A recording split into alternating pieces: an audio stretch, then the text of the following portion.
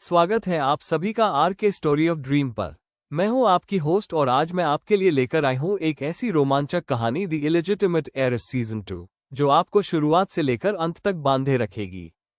Episode 61 जीतने के बाद क्या आता है यह अवसर उचित रूप से एक साधारण बोर्ड मेमो के रूप में आया। सूर्योदय पावर नामक एक मध्यम आकार के नवीकरणीय ऊर्जा रिन्यूएबल एनर्जी स्टार्टअप का एक प्रस्ताव जो 3 कम सेवा प्राप्त राज्यों में सौर बुनियादी ढांचे का विस्तार करने के लिए मलिक इंडस्ट्रीज के साथ एक रणनीतिक साझेदारी की तलाश कर रहा था, जिसे इस तरह से संरचित किया गया था जिसके लिए उस प्रकार की महत्वपूर्ण पूंजी प्रतिबद्धता और दीर्घकालिक संस्थागत विश्वास की आवश्यकता होती थी जिसे कंपनी ने 1 दशक से अधिक समय में किसी भी बाहरी साझेदार को नहीं दिया था।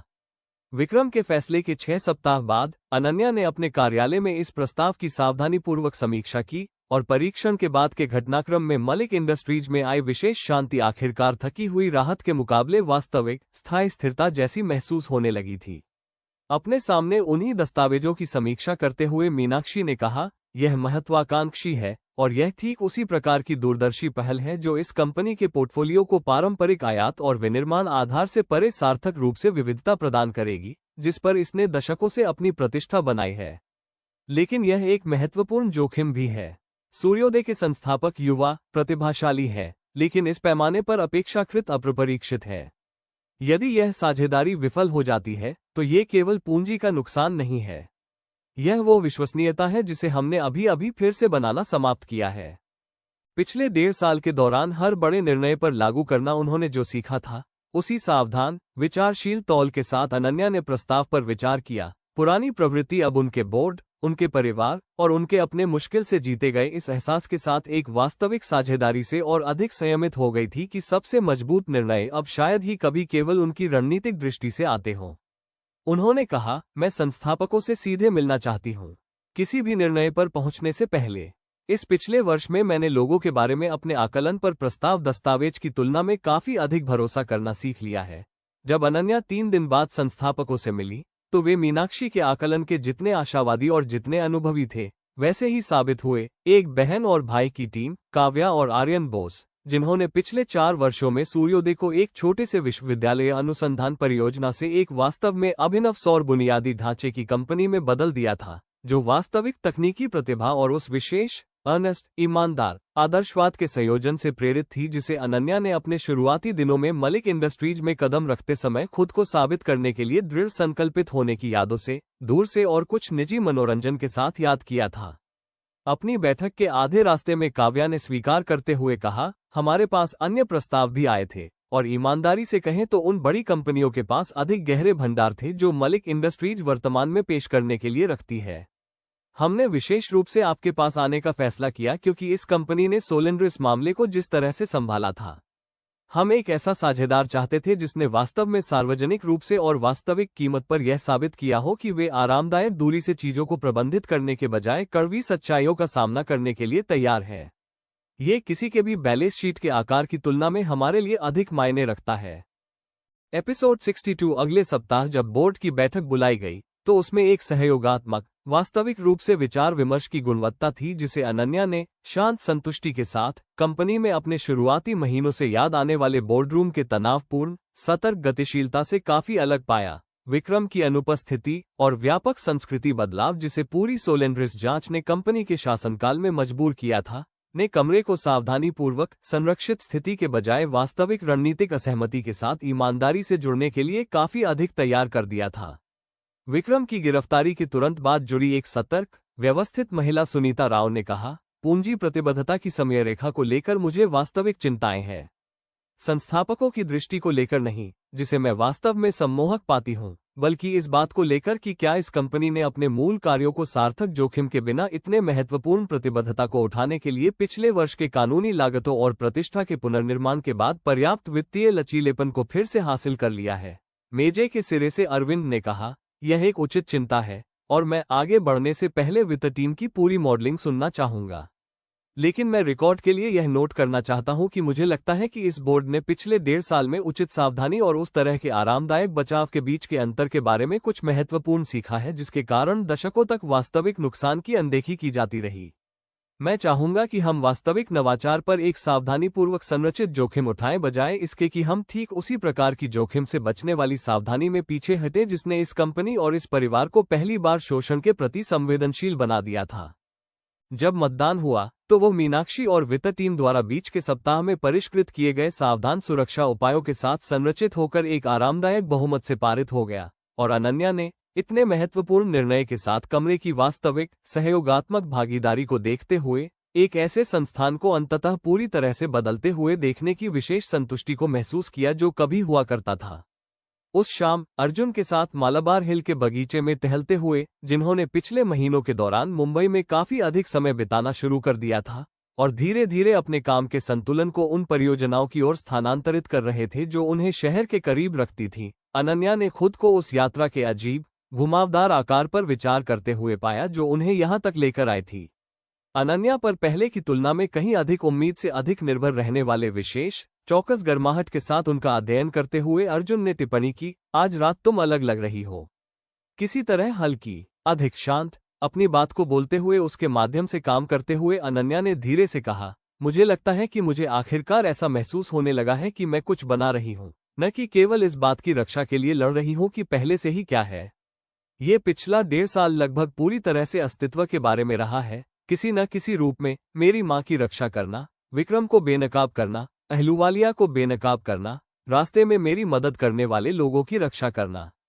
आज का दिन ऐसा लगा जैसे यह इस जीवन में जागने के बाद से मेरा हिस्सा बनने वाला पहला वास्तविक रूप से दूरदर्शी निर्णय था। कुछ नया बनाना, बजाय इसके कि मैं केवल इस बात की रक्षा करूं कि मेरे पास पहले से क्या था। शांत स्वर में अर्जुन ने कहा, यह उस बदलाव की तरह लगता है जिसकी तुमने वास्तव में कमाई की है।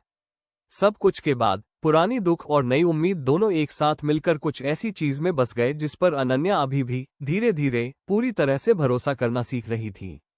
उन्होंने कहा, मैं अस्पताल के उस लाउंज में महीनों पहले मेरी माँ ने जो कहा था उसके बारे में सोचती रहती हूँ कि मैंने इस जीवन के सबसे बुरे संस्करण को दोबारा होने से रोकने पर इतना लंबा समय बिताया था कि मैंने कभी खुद को इस बात की अनुमति नहीं दी थी कि मैंने जो खोया है उस पर ठीक से शोक मना सकूं, या ये कल्पना कर सकूं कि आपदा से बचने के अलावा मैं वास्तव में क्या बनाना चाह सकती हूं। अर्जुन की आंखों में देखते हुए उनके भावों में कुछ वास्तविक और बिना मुखौटे के था। मुझे लगता है कि मैं आखिरकार यह समझना शुरू कर रही हूं कि उनका क्या मतलब था। सूर्योदय के साथ यह साझेदारी, हम आखिरकार जिस शांत सीजन में हैं, इनमें से कोई भी अब सबसे बुरे परिणाम से लड़ने के बारे में नहीं है। ये सिर्फ अपने आप में कुछ अच्छा बनाने के बारे में है। महीनों की सावधान, जानबूझकर की गई अदालती कार्रवाई के बाद अब यह इशारा आसान और परिचित था, इसलिए अर्जुन ने उनका हाथ पकड़ लिया।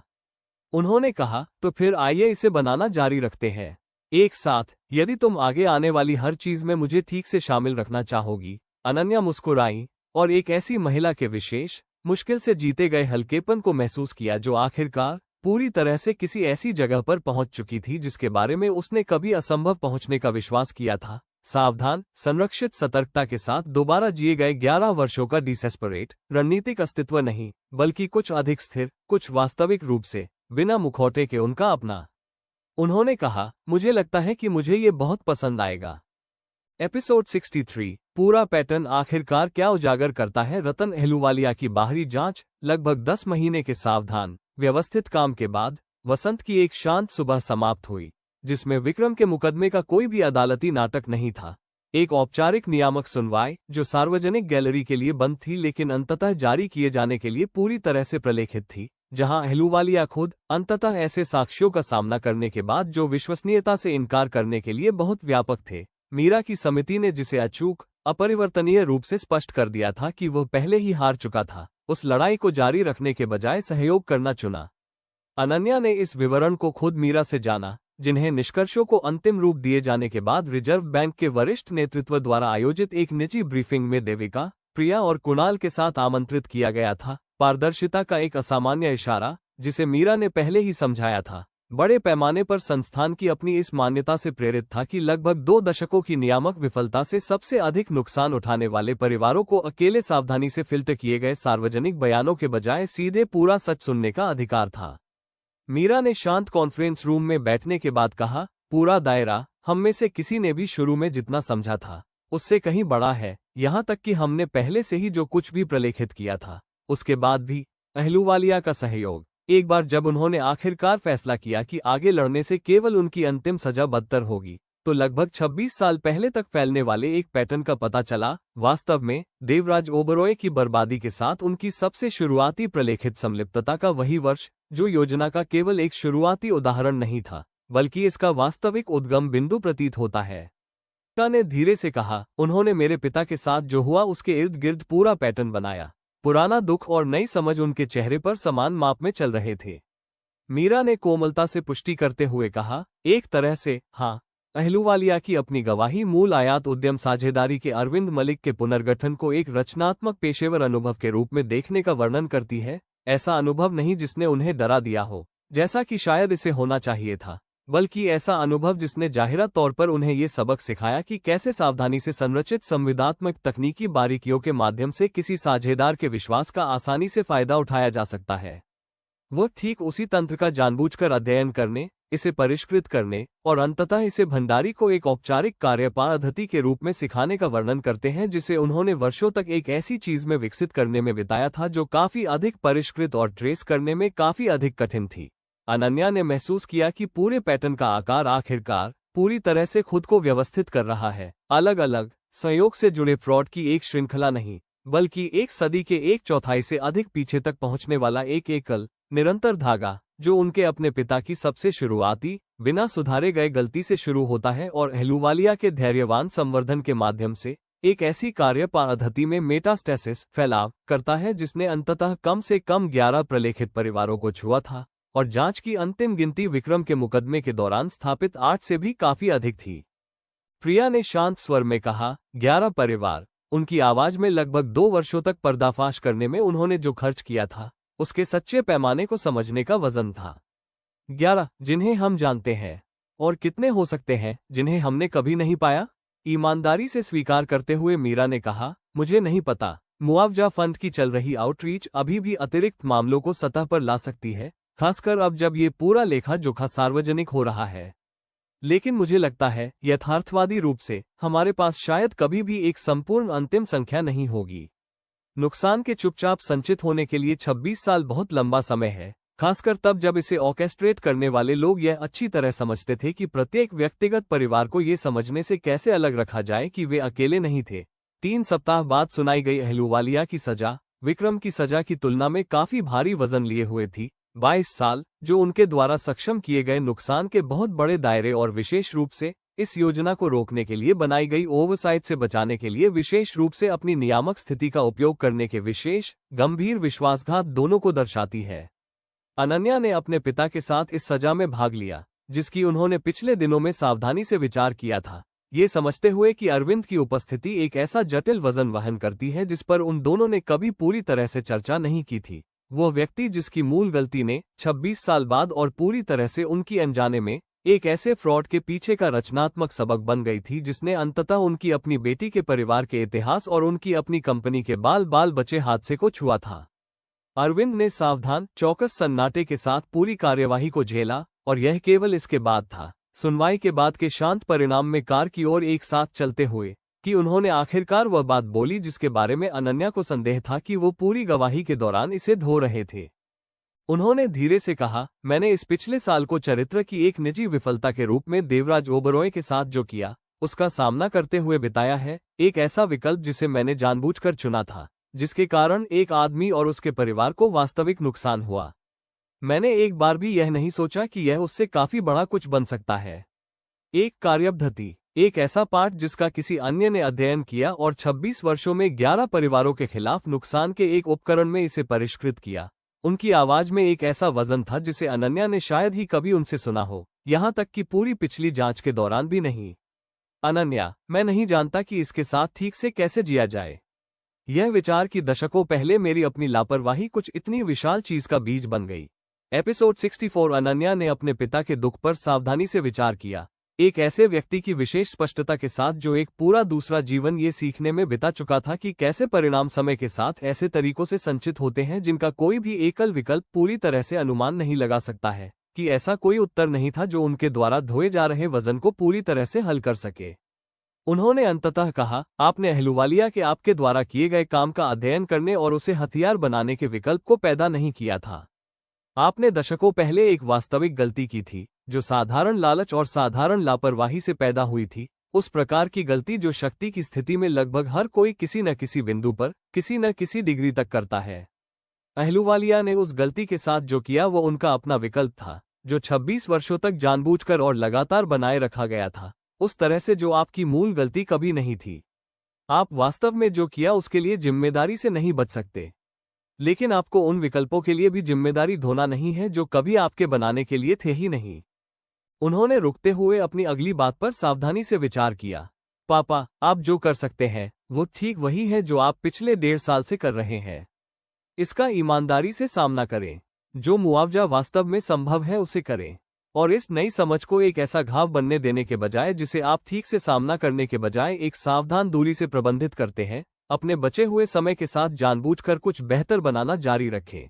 अरविंद एक लंबी पल के लिए चुप रहे। उनके मौसम की मार झेले हुए भावों में कुछ ऐसा बस गया जो अंततः उस सावधान, संरक्षित प्रसंस्करण के बजाय वास्तविक स्वीकृति की तरह दिख रहा था जिसे उन्होंने कई शुरुआती हिसाब किताब के माध्यम से अभ्यास करते हुए देखा था। उन्होंने धीरे से कहा, अनन्या, तुम एक बेटी के रूप में जितनी मेरी हकदार हो, उससे कहीं अधिक समझदार महिला बन चुकी हो।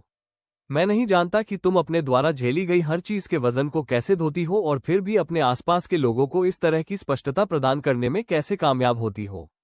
मैं बस अंतहीन रूप से आभारी हूं कि तुमने ऐसा करना चुना। उस शाम परिवार मालाबार हिल में एक बार फिर एकत्र हुआ, एक ऐसी परंपरा जो पिछले महीनों के दौरान कभी कभार की औपचारिकता के बजाय वास्तव में आराम से स्थायी हो गई थी। देविका और प्रिया उनके साथ शामिल हुई, साथ ही मीरा, कुणाल और अर्जुन भी, और रात के खाने की मेज अनन्या के पुनर्निर्मित जीवन के शुरुआती, अधिक सावधान महीनों की तुलना में काफी अधिक भरी हुई थी, जो अब उन लोगों की विशेष गर्माहट से भरी थी जो एक दूसरे के साथ इतनी लंबी अवधि तक लड़े थे कि वे हर मायने में परिवार बन गए थे। अनन्या ने मेज के चारों ओर देखा, कुणाल की किसी बात पर अपने पिता को गर्मजोशी से हंसते हुए देखा, रोहन को आसान, अभ्यास किए गए स्नेह के साथ देविका का ग्लास फिर से भरने के लिए आगे झुकते हुए देखा, और अपनी मां की स्थिर, संतुष्ट उपस्थिति को पूरी सभा को वैसे ही एंकर करते हुए देखा जैसे वो हमेशा करती थी, चुपचाप और इसके लिए कभी मान्यता की मांग किए बिना। उन्होंने मन ही मन सोचा, 26 साल और जांच के अंतिम, पूर्ण आकार के पूरे वजन को किसी ऐसी चीज में बसते हुए महसूस किया जिसे वह लड़ने के बजाय आखिरकार ठीक से धो सकती थी। 11 परिवार, 2 जीवन, एक याद किया हुआ और एक जिया हुआ, और किसी तरह उन सभी के माध्यम से उन्होंने उस छत के बारे में सोचा जिस पर उन्होंने इस जीवन में कभी शारीरिक रूप से कदम नहीं रखा था, और एक ऐसे पतन के बारे में सोचा जिसने उनकी हर उस चीज के एक संस्करण को समाप्त कर दिया था जिसे वह जानती थी, और शांत, आभारी चढ़ाई के 11 वर्षों के बारे में सोचा जिसने उन्हें बहुत देर से यह सिखाया था कि एक परिवार के भीतर कोई कितना अकेला हो सकता है जो केवल एक साथ खड़े होने का नाटक करता है। इस बार वो अकेली नहीं थी, बहुत लंबे समय से अकेली नहीं थी। हालांकि उस सच पर पूरी तरह से भरोसा करने में उन्हें 2 साल का एक बड़ा हिस्सा लग गया, बजाय इसके कि वे इसके इर्द गिर्द रणनीतिक रूप से योजना बनाती। उन्होंने फिर से वही वादा दोहराते हुए मन ही मन सोचा, जिसे उन्होंने एक अलग रसोई घर में, एक अलग जीवन काल में, अपनी मां के चेहरे को गिरते हुए देखते हुए किया था जब उन्होंने मलिक इंडस्ट्रीज में अपनी शर्तों पर कदम रखने के अपने इरादे की घोषणा की थी। मैं जीवित रहने के लिए वापस आई थी। इसके बजाय मैंने इसके लायक एक पूरा परिवार बनाने का काम समाप्त किया। भीड़भाड़ से भरे, मुश्किल से जीते गए उस टेबल पर हर चेहरे को अपनी ओर वास्तविक गर्माहट के साथ मुड़ते हुए देखते हुए उन्होंने मन ही मन सोचा, ये कुछ भी ना होना नहीं है, अंत में ये सब कुछ है। एपिसोड 65। 2 साल बाद ये शादी देर शरद ऋतु में मालाबार हिल के बगीचे में गेंदे के फूलों से सजे मंडप के नीचे हुई, जहां अनन्या ने 2 साल पहले अपने पिता को उस छत का सच बताया था जिससे वो कभी वास्तव में नीचे नहीं गिरी थी। उन्होंने इस स्थान को जानबूझकर चुना था क्योंकि वो चाहती थी कि जिस जगह ने कभी उनके परिवार के सबसे कठिन हिसाब किताब को झेला था, वो उसके सबसे बड़े आनंद में से एक कभी गवाह बने। यह इस बात का प्रमाण था, जैसा कि उन्होंने 1 हफ्ते पहले अर्जुन से शांति से कहा था, कि एक ही जमीन बिना टूटे दोनों तरह के वजन को सहन कर सकती है। राधिका ने समारोह के दौरान ज्यादातर समय आंसू बहाए, हालांकि उन्होंने हंसते हुए जोर देकर कहा कि वे पूरी तरह से खुशी के आंसू थे। एक ऐसा दावा जिसे रोहन ने अपने सूट को ठीक करते हुए और अपनी खुद की नम आंखों को छिपाने में बुरी तरह से असफल रहते हुए धीरे से खारिज कर दिया।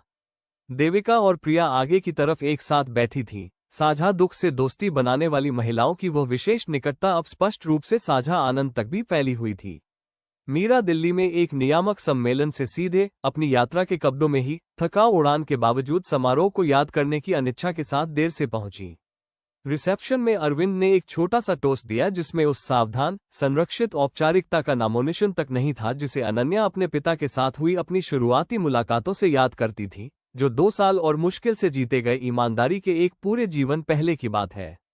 उन्होंने लोगों से भरे बगीचे में अपनी ग्लास उठाते हुए कहा, जो किसी न किसी रूप में उनके सामने बैठे परिवार को फिर से बनाने में मदद कर चुके थे। मैंने 2 दशकों से अधिक समय तक यह मानते हुए बिताया कि इस परिवार की रक्षा करने का मतलब इसके सच को सावधानी से प्रबंधित करना है, इसके सबसे कठिन अध्यायों को शांत और सीमित रखना है। मेरी बेटी ने मुझे खुद को भारी कीमत चुकाकर ये सिखाया कि इसका उल्टा सच था, कि एक परिवार केवल हर चीज का ईमानदारी से एक साथ सामना करने से मजबूत होता है, न कि सावधानी से। आरामदायक सन्नाटे में इसका वजन अकेले धोने से। उन्होंने अनन्या की ओर देखा, उनके मौसम की मार झेले हुए भावों में कुछ उग्र रूप से गर्व था। अनन्या, तुम्हारे और अर्जुन के लिए आगे जो भी आए, मुझे उम्मीद है कि तुम उस सबक को ठीक उसी तरह आगे बढ़ाओगी जैसे तुमने हम बाकी लोगों को सिखाया था। सूर्योदय साझेदारी। इसके औपचारिक हस्ताक्षर के बाद के 2 वर्षों में काव्या और आर्यन बोस के महत्वाकांक्षी शुरुआती अनुमानों से भी आगे निकल गई। सौर बुनियादी ढांचा अब मूल 3 राज्य प्रस्ताव से काफी आगे तक पहुंच रहा था, और वित्तीय प्रेस के अनुसार नवीकरणीय ऊर्जा में मलिक इंडस्ट्रीज का विविधीकरण पिछले कई वर्षों में इस क्षेत्र में सबसे अधिक बारीकी से अध्ययन किए गए रणनीतिक पिवट में से एक बन गया था। इस बीच रोहन का फाउंडेशन अपनी मामूली शुरुआती महत्वाकांक्षाओं से काफी बड़ा हो गया था। वित्तीय साक्षरता कार्यक्रम अब 6 राज्यों में चल रहे थे, और एक धोखाधड़ी पहचान कंसल्टेंसी सेवा ने पहले ही ठीक उसी प्रकार के शिकारी ढांचे के 3 अलग अलग प्रयासों की पहचान करने और उन्हें रोकने में मदद की थी जिसने कभी उनके अपने परिवार की कंपनी को लगभग नष्ट कर दिया था। उन्होंने पिछली वसंत में चुपचाप शादी कर ली थी, वास्तव में मीनाक्षी से, क्योंकि उनकी सावधान पेशेवर साझेदारी धीरे धीरे अप्रत्याशित रूप से कुछ ऐसे में गहरी हो गई थी जिसकी उम्मीद उनमें से किसी ने भी तब पूरी तरह से नहीं की थी जब उन्होंने 2 साल पहले अपनी बहन के कार्यालय के बाहर उन्हें एक खतरनाक टैबलेट सौंपा था। अनन्या ने अपने भाई को रिसेप्शन के कोने के पास पाया, जो उस संस्करण के साथ विशेष संतुष्ट स्थिरता के साथ भीड़ को देख रहे थे जो उन मुश्किल शुरुआती महीनों के हिसाब किताब से आखिरकार पूरी तरह से बाहर आ गया था। उनके पास बैठते हुए उन्होंने कहा, तुम खुश दिखती हो। एपिसोड 66। साधारण रूप से रोहन ने कहा, मैं हूं। मुझे लगता है कि मैं अपनी उम्मीद से कहीं अधिक खुश हूं, इस परिवार के एक ऐसे संस्करण को देखने के बाद जिसे मैंने कभी खुद लगभग नष्ट कर दिया था, इसके बजाय उस चीज को बनते देखने के बाद जिस पर मुझे निर्माण करने पर सबसे अधिक गर्व है। उनकी अभिव्यक्ति में कुछ गर्म और आभारी था। अनन्या, धन्यवाद। मुझे इन सब का हकदार कोई व्यक्ति बनने का मौका देने के बजाय उस आदमी के रूप में रहने देने के बजाय जिसे तुम जानती थी कि मैं बनने में सक्षम था। एक अलग संदर्भ में, एक अलग प्रकार के हिसाब किताब में, उन्होंने जो शब्द पहले कभी कहे थे उन्हें दोहराते हुए अनन्या ने कहा, ये तुमने खुद बनाया है। मैंने तो तुम्हें बस इसे चुनने की जगह दी थी। देर रात, जब अधिकांश मेहमान आखिरकार चले गए थे और बगीचा अपनी शांत स्ट्रिंग लाइट वाली स्थिरता में बस गया था, अनन्या खुद को उसी रेलिंग के पास एक पल के लिए अकेली पा गई, जहां उन्होंने इस दूसरे जीवन के महीनों बाद इस टाइमलाइन में कभी भी शारीरिक रूप से अनुभव न किए गए पतन की याद में पुराने डर को अनायास ही उठते हुए महसूस किया था। आज रात वो डर नहीं आया, बस एक शांत स्थापित शांति उस महिला की थी जिसने अंततः और पूरी तरह से उस सटीक पल तक पहुंचने में लगे हर एक मुश्किल साल के लायक कुछ बनाया था। अर्जुन ने उन्हें वहीं पाया और उनके कंधों के चारों ओर नरमी से एक हाथ रखते हुए बगीचे के किनारे के परे फैलती शहर की रोशनी की ओर उनकी नजरों का पीछा किया। केवल आधा अधूरा चिराते हुए उन्होंने शांत स्वर में पूछा, कोई पछतावा? अपनी तरफ से झुकते हुए, आखिरकार वास्तविक रूप से अपनी खुद की जीवन के विशेष मुश्किल से जीते गए हल्केपन को महसूस करते हुए अनन्या ने कहा, कोई नहीं। मैंने इस परिवार में अपनी जगह को केवल शुद्ध क्षमता और सावधान रणनीति के बल पर कमाने में दूसरे जीवन के 11 साल बिताए। मुझे इस दूसरे जीवन का अधिकांश हिस्सा ये समझने में लग गया कि वो जगह कभी भी कमाने की चीज नहीं थी ही नहीं। ये तो बस एक ऐसी चीज थी जिसे एक साथ ईमानदारी से एक बार में एक मुश्किल सच के साथ बनाया जाना था। अर्जुन ने पूछा, और अब? शहर की परिचित रोशनी को देखते हुए, लंबी, मुश्किल, अंततः आनंदमय यात्रा के आकार को किसी ऐसी चीज में बसते हुए महसूस करते हुए जिसे वह लड़ाई की ओर बढ़ते रहने के बजाय आखिरकार पूरी तरह से धो सकती थी, अनन्या ने विचार किया। उन्होंने कहा, अब मुझे लगता है कि ये देखने का समय आ गया है कि हम आगे क्या बनाते हैं। एपिसोड 67। पहले की वो फाइल। कुणाल एक सामान्य बुधवार की सुबह अनन्या के कार्यालय में पहुंचे, जो उनके विवाहित जीवन के 3 महीने थे, और अपने साथ पानी से खराब हुआ एक पतला सा फोल्डर तथा एक ऐसा भाव लेकर आए थे जिसे उन्होंने सोलेंड्रिस जांच के शुरुआती सबसे अनिश्चित दिनों के बाद से कभी नहीं देखा था। मेज पर सावधानी से फोल्डर को रखते हुए उन्होंने कहा, मुआवजा फंड की आउटरीच टीम ने एक सेवानिवृत्त अदालत क्लर्क द्वारा दान किए गए पुराने अभिलेख आर्काइव को डिजिटाइज करते समय इसे पाया। यह अधूरा है और यह अब तक हमारे द्वारा प्रलेखित हर चीज से लगभग 1 दशक पहले का है। अनन्या, मैं चाहता था कि कोई और इसे देखे उससे पहले आप इसे देखें, क्योंकि इसमें किसका नाम दिखाई देता है। अनन्या ने उस फोल्डर को सावधानी से खोला, और जैसे ही उन्होंने उन फीके पानी के दाग वाले पन्नों पर नजर डाली, उनका पुराना इंस्टिंक्ट तेज हो गया। एक साझेदारी विवाद, दशकों पुराना, एक कपड़ा व्यापारिक चिंता और 30 वर्ष से कम उम्र के एक युवा महत्वाकांक्षी व्यवसाय के बीच, और अंतिम समझौते की शर्तें एक ऐसे परिचित, जानबूझकर किए गए क्रूरता के साथ संरचित थीं जिसे उन्होंने 2 थकाऊ वर्षों के दौरान तुरंत पहचानना सीख लिया था। मूल साझेदारी समझौते के शीर्ष पर लिखा नाम देवेंद्र मलिक था। अनन्या ने धीरे से कहा, मेरे दादाजी, और इस खुलासे का आकार एक ऐसे वजन के साथ उन पर छा गया जिसकी उन्होंने उम्मीद नहीं की थी। गंभीरता से कुणाल ने पुष्टि करते हुए कहा, आपके दादाजी, जो अंततः मलिक इंडस्ट्रीज बना, उसके संस्थापक। यह विवाद अहलूवालिया के देवराज ओबरॉय के खिलाफ आपके पिता की गलती के साथ सबसे शुरुआती प्रलेखित संलिप्तता से भी पहले का है। देवेंद्र के साथी के खिलाफ समझौते की शर्तों को संरचित करने वाला कंसल्टेंट रमेश चौधरी नाम का एक व्यक्ति, जिसके परिवार ने मूल कपड़ा व्यवसाय का अपना हिस्सा पूरी तरह से खो दिया था, अपने करियर की शुरुआत कर रहा एक युवा वित्तीय सलाहकार था। इस फाइल के अनुसार उनका नाम रतन अहलूवालिया के अपने मेंटोर का था, दिलीप वोरा नाम का एक व्यक्ति। अनन्या ने महसूस किया कि पूरे पैटर्न का जेनरेशनल आकार आखिरकार पूरी तरह से खुद को व्यवस्थित कर रहा है। 26 साल नहीं, बल्कि उससे भी काफी पुराना, वित्तीय शिकारियों की कम से कम 3 पीढ़ियों के माध्यम से पारित एक कार्यपद्धति, जिसकी शुरुआत एक ऐसे पाठ से हुई थी जिसे उनके अपने दादाजी ने अनजाने में, लापरवाही से एक युवा कंसल्टेंट को दशकों पहले सिखाया था, इससे पहले कि उनके पिता देवराज ओबरॉय के खिलाफ वही मौलिक गलती दोहराते, और उससे पहले कि अहलूवालिया दोनों उदाहरणों का अध्ययन और परिष्कृत करते हुए इसे कुछ काफी अधिक परिष्कृत और काफी अधिक खतरनाक बनाते। उन्होंने शांत स्वर में कहा, यह हम में से किसी के भी समझे जाने की तुलना में कहीं अधिक पीछे जाता है। मेरा परिवार सिर्फ इस पैटर्न में नहीं उलझा था, हम इसके बिल्कुल शुरुआती दौर में थे, पीढ़ियों पहले, बिना ये कभी जाने हुए। एपिसोड 68। चौधरी नाम। कुणाल की टीम को चौधरी परिवार का पता लगाने में लगभग 2 हफ्ते लग गए। दशकों पुराने बिखरे हुए रिकॉर्ड, बदले हुए पते और एक ऐसा परिवार होने के कारण ये रास्ता काफी जटिल हो गया था, जिसने प्रिया और देविका की तरह ही अपनी किसी निजी दुर्भाग्य के अलावा किसी अन्य बड़ी चीज से अपने दुख को जोड़ने का कोई कारण कभी नहीं पाया था, और पीढ़ियों तक चुपचाप उस दुख को धोया था। उन्हें परिवार की आखिरी ज्ञात वंशज मिली, कोलकाता में एक छोटी सी स्टेशनरी की दुकान चलाने वाली सरिता चौधरी, जो रमेश चौधरी की पोती थी और अपने 40 के दशक की शुरुआत में थी। जब अनन्या ने आखिरकार उनसे व्यक्तिगत रूप से मिलने की व्यवस्था की, तो वह अपने दादा के बहुत पहले के व्यापारिक घाटे और छोटी दुकान के तंग पिछले कार्यालय में बैठी मलिक परिवार के नाम के बीच किसी भी संबंध से पूरी तरह अनजान थी। अनन्या द्वारा इस बात को सावधानीपूर्वक और कोमलता से सामने रखने के बाद कि उनकी शोध ने क्या पता लगाया है, सरिता ने कहा, मेरे दादाजी ने इसके बारे में ज्यादा बात कभी नहीं की। बड़े होने पर मेरे पिता ने मुझे बस इतना बताया था कि जब वह युवा थे, तब उनके अपने पिता की एक व्यापारिक साझेदारी बुरी तरह विफल हो गई थी, और उसके बाद के वर्षों में परिवार को काफी संघर्ष करना पड़ा था। मैं कभी विवरण नहीं जानती थी। मैं निश्चित रूप से यह नहीं जानती थी कि मलिक नाम इनमें से किसी से भी जुड़ा हुआ था। अनन्या ने उस महिला की सावधान शालीनता को इस खुलासे को धीरे धीरे आत्मसात करते हुए देखा। पुराना दुख उसी खास, परिचित रूप में सतह पर आ रहा था जिसे उन्होंने अब देविका के चेहरे, प्रिया के चेहरे और अपनी खुद की मां के चेहरे पर उजागर होते हुए देखा था। ये समझने का विशेष चक्कर कि परिवार का शांत, विरासत में मिला संकट कभी भी केवल दुर्भाग्य नहीं था। कोमलता से अनन्या ने कहा, मैं आपसे कुछ भी मांगने के लिए यहाँ नहीं हूँ। मैं यहाँ इसलिए हूँ क्योंकि मेरे परिवार का मुआवजा फंड, रेस्टिट्यूशन फंड, ठीक इसी तरह के पलों के लिए मौजूद है, उस नुकसान को औपचारिक रूप से स्वीकार करने के लिए जिसे बहुत लंबे समय तक अनसुना कर दिया गया है, इस बात की परवाह किए बिना कि इस बात को कितने साल बीत चुके हैं। आपके दादा ने जो भी खोया हो, उसके बाद के वर्षों में आपके परिवार को इसकी जो भी कीमत चुकानी पड़ी हो, मैं इसे ठीक करने में मदद करना चाहती हूँ, ठीक उसी तरह जैसे इतने समय के बाद भी यह संभव है। सरिता एक लंबी पल के लिए चुप रहीं।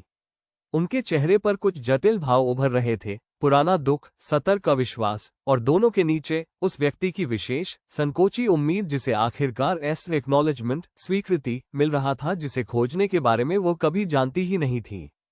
एपिसोड 69 अनन्या द्वारा 2 साल की इस लंबी, कठिन लड़ाई के दौरान 3 अन्य परिवारों से किसी न किसी रूप में सुनी गई बातों को दोहराते हुए सरिता ने अंततः कहा, मेरे दादाजी इस विश्वास के साथ मरे कि वो व्यवसाय में बस असफल रहे थे। मेरे पिता ने पूरी जिंदगी उसी शांत शर्म को ढोया, बिना कभी यह पूरी तरह समझे कि क्यों। ये सुनकर कि यह वास्तव में कभी उनकी असफलता थी ही नहीं, मुझे समझ नहीं आ रहा है कि कैसा महसूस करूं। मुझे लगता है राहत महसूस हो रही है, और दुख इस बात के लिए कि मेरे परिवार ने बिल्कुल बिना किसी कारण के इतनी अनावश्यक शर्म क्यों झेली। शांत स्वर में अनन्या ने कहा, इस समान सच को सुनने के बाद हर कोई बिल्कुल ऐसा ही महसूस करता है। मुझे नहीं लगता कि वो भावना कभी पूरी तरह से किसी सरल चीज में बदल जाती है, लेकिन मुझे उम्मीद है कि समय के साथ राहत दुख से अधिक भारी हो जाती है। मैंने इस मुआवजे के आखिरकार पहुंचने वाले हर दूसरे परिवार के साथ यही होते देखा है। मुआवजा फंड के बोर्ड ने, जिसे अब देविका, प्रिया, मीनाक्षी और अनन्या के विशेष आग्रह पर खुद सरिता को भी तब शामिल करने के लिए विस्तारित किया गया था जब उन्हें इस प्रस्ताव पर ठीक से विचार करने का समय मिल गया था। 3 सप्ताह बाद चौधरी परिवार के मामले को औपचारिक रूप से स्वीकार कर लिया। ये 12वां प्रलेखित परिवार था, और जैसा कि कुणाल के निरंतर शोध ने सुझाव दिया था, बहुत संभव है कि यह आखिरी न हो, क्योंकि पैटर्न का वास्तविक पीढ़ीगत दायरा अभी भी, यहाँ तक कि अब भी, पूरी तरह से मैप नहीं किया गया था। उसी शाम अनन्या मलिक इंडस्ट्रीज के प्रवेश द्वार के बाहर कांस्य पट्टिका के सामने खड़ी थी और एक छोटी टीम को नामों की बढ़ती सूची के नीचे एक 13वीं पंक्ति को सावधानी से जोड़ते हुए देख रही थी। देवेंद्र मलिक का मूल साझेदारी विवाद अब इसके बाद हुई हर चीज के साथ औपचारिक रूप से स्वीकार कर लिया गया था, और उनके परिवार की सबसे शुरुआती, बिना सुधरे हुए गलती को आखिरकार इस लड़ाई द्वारा उजागर की गई हर दूसरी चीज की तरह ही पूरी तरह से उसी ईमानदार रोशनी में लाया गया था। ताज़ा अक्षरों को शाम की रोशनी को पकड़ते हुए देखते हुए उन्होंने मन ही मन सोचा, ये हमारे साथ शुरू हुआ था, अहलूवालिया से पहले, भंडारी से पहले, विक्रम से पहले। ये हम में से किसी के भी यह समझे बिना कि यह अंततः किस रूप में विकसित होगा, पीढ़ियों पहले मेरे अपने दादाजी के सामान्य, बिना सुधरे हुए लालच से शुरू हुआ था।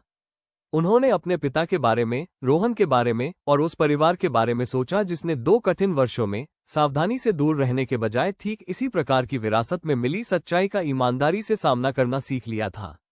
उन्होंने यह महसूस करते हुए मन ही मन सोचा, और यह हमारे साथ ही समाप्त होता है, और उस महिला के विशेष, मुश्किल से जीते गए संकल्प को महसूस किया जिसने ये सीखने में 2 जीवन बिताए थे कि पीढ़ियों तक नुकसान को चुपचाप संचित होने देने की क्या कीमत चुकानी पड़ती है।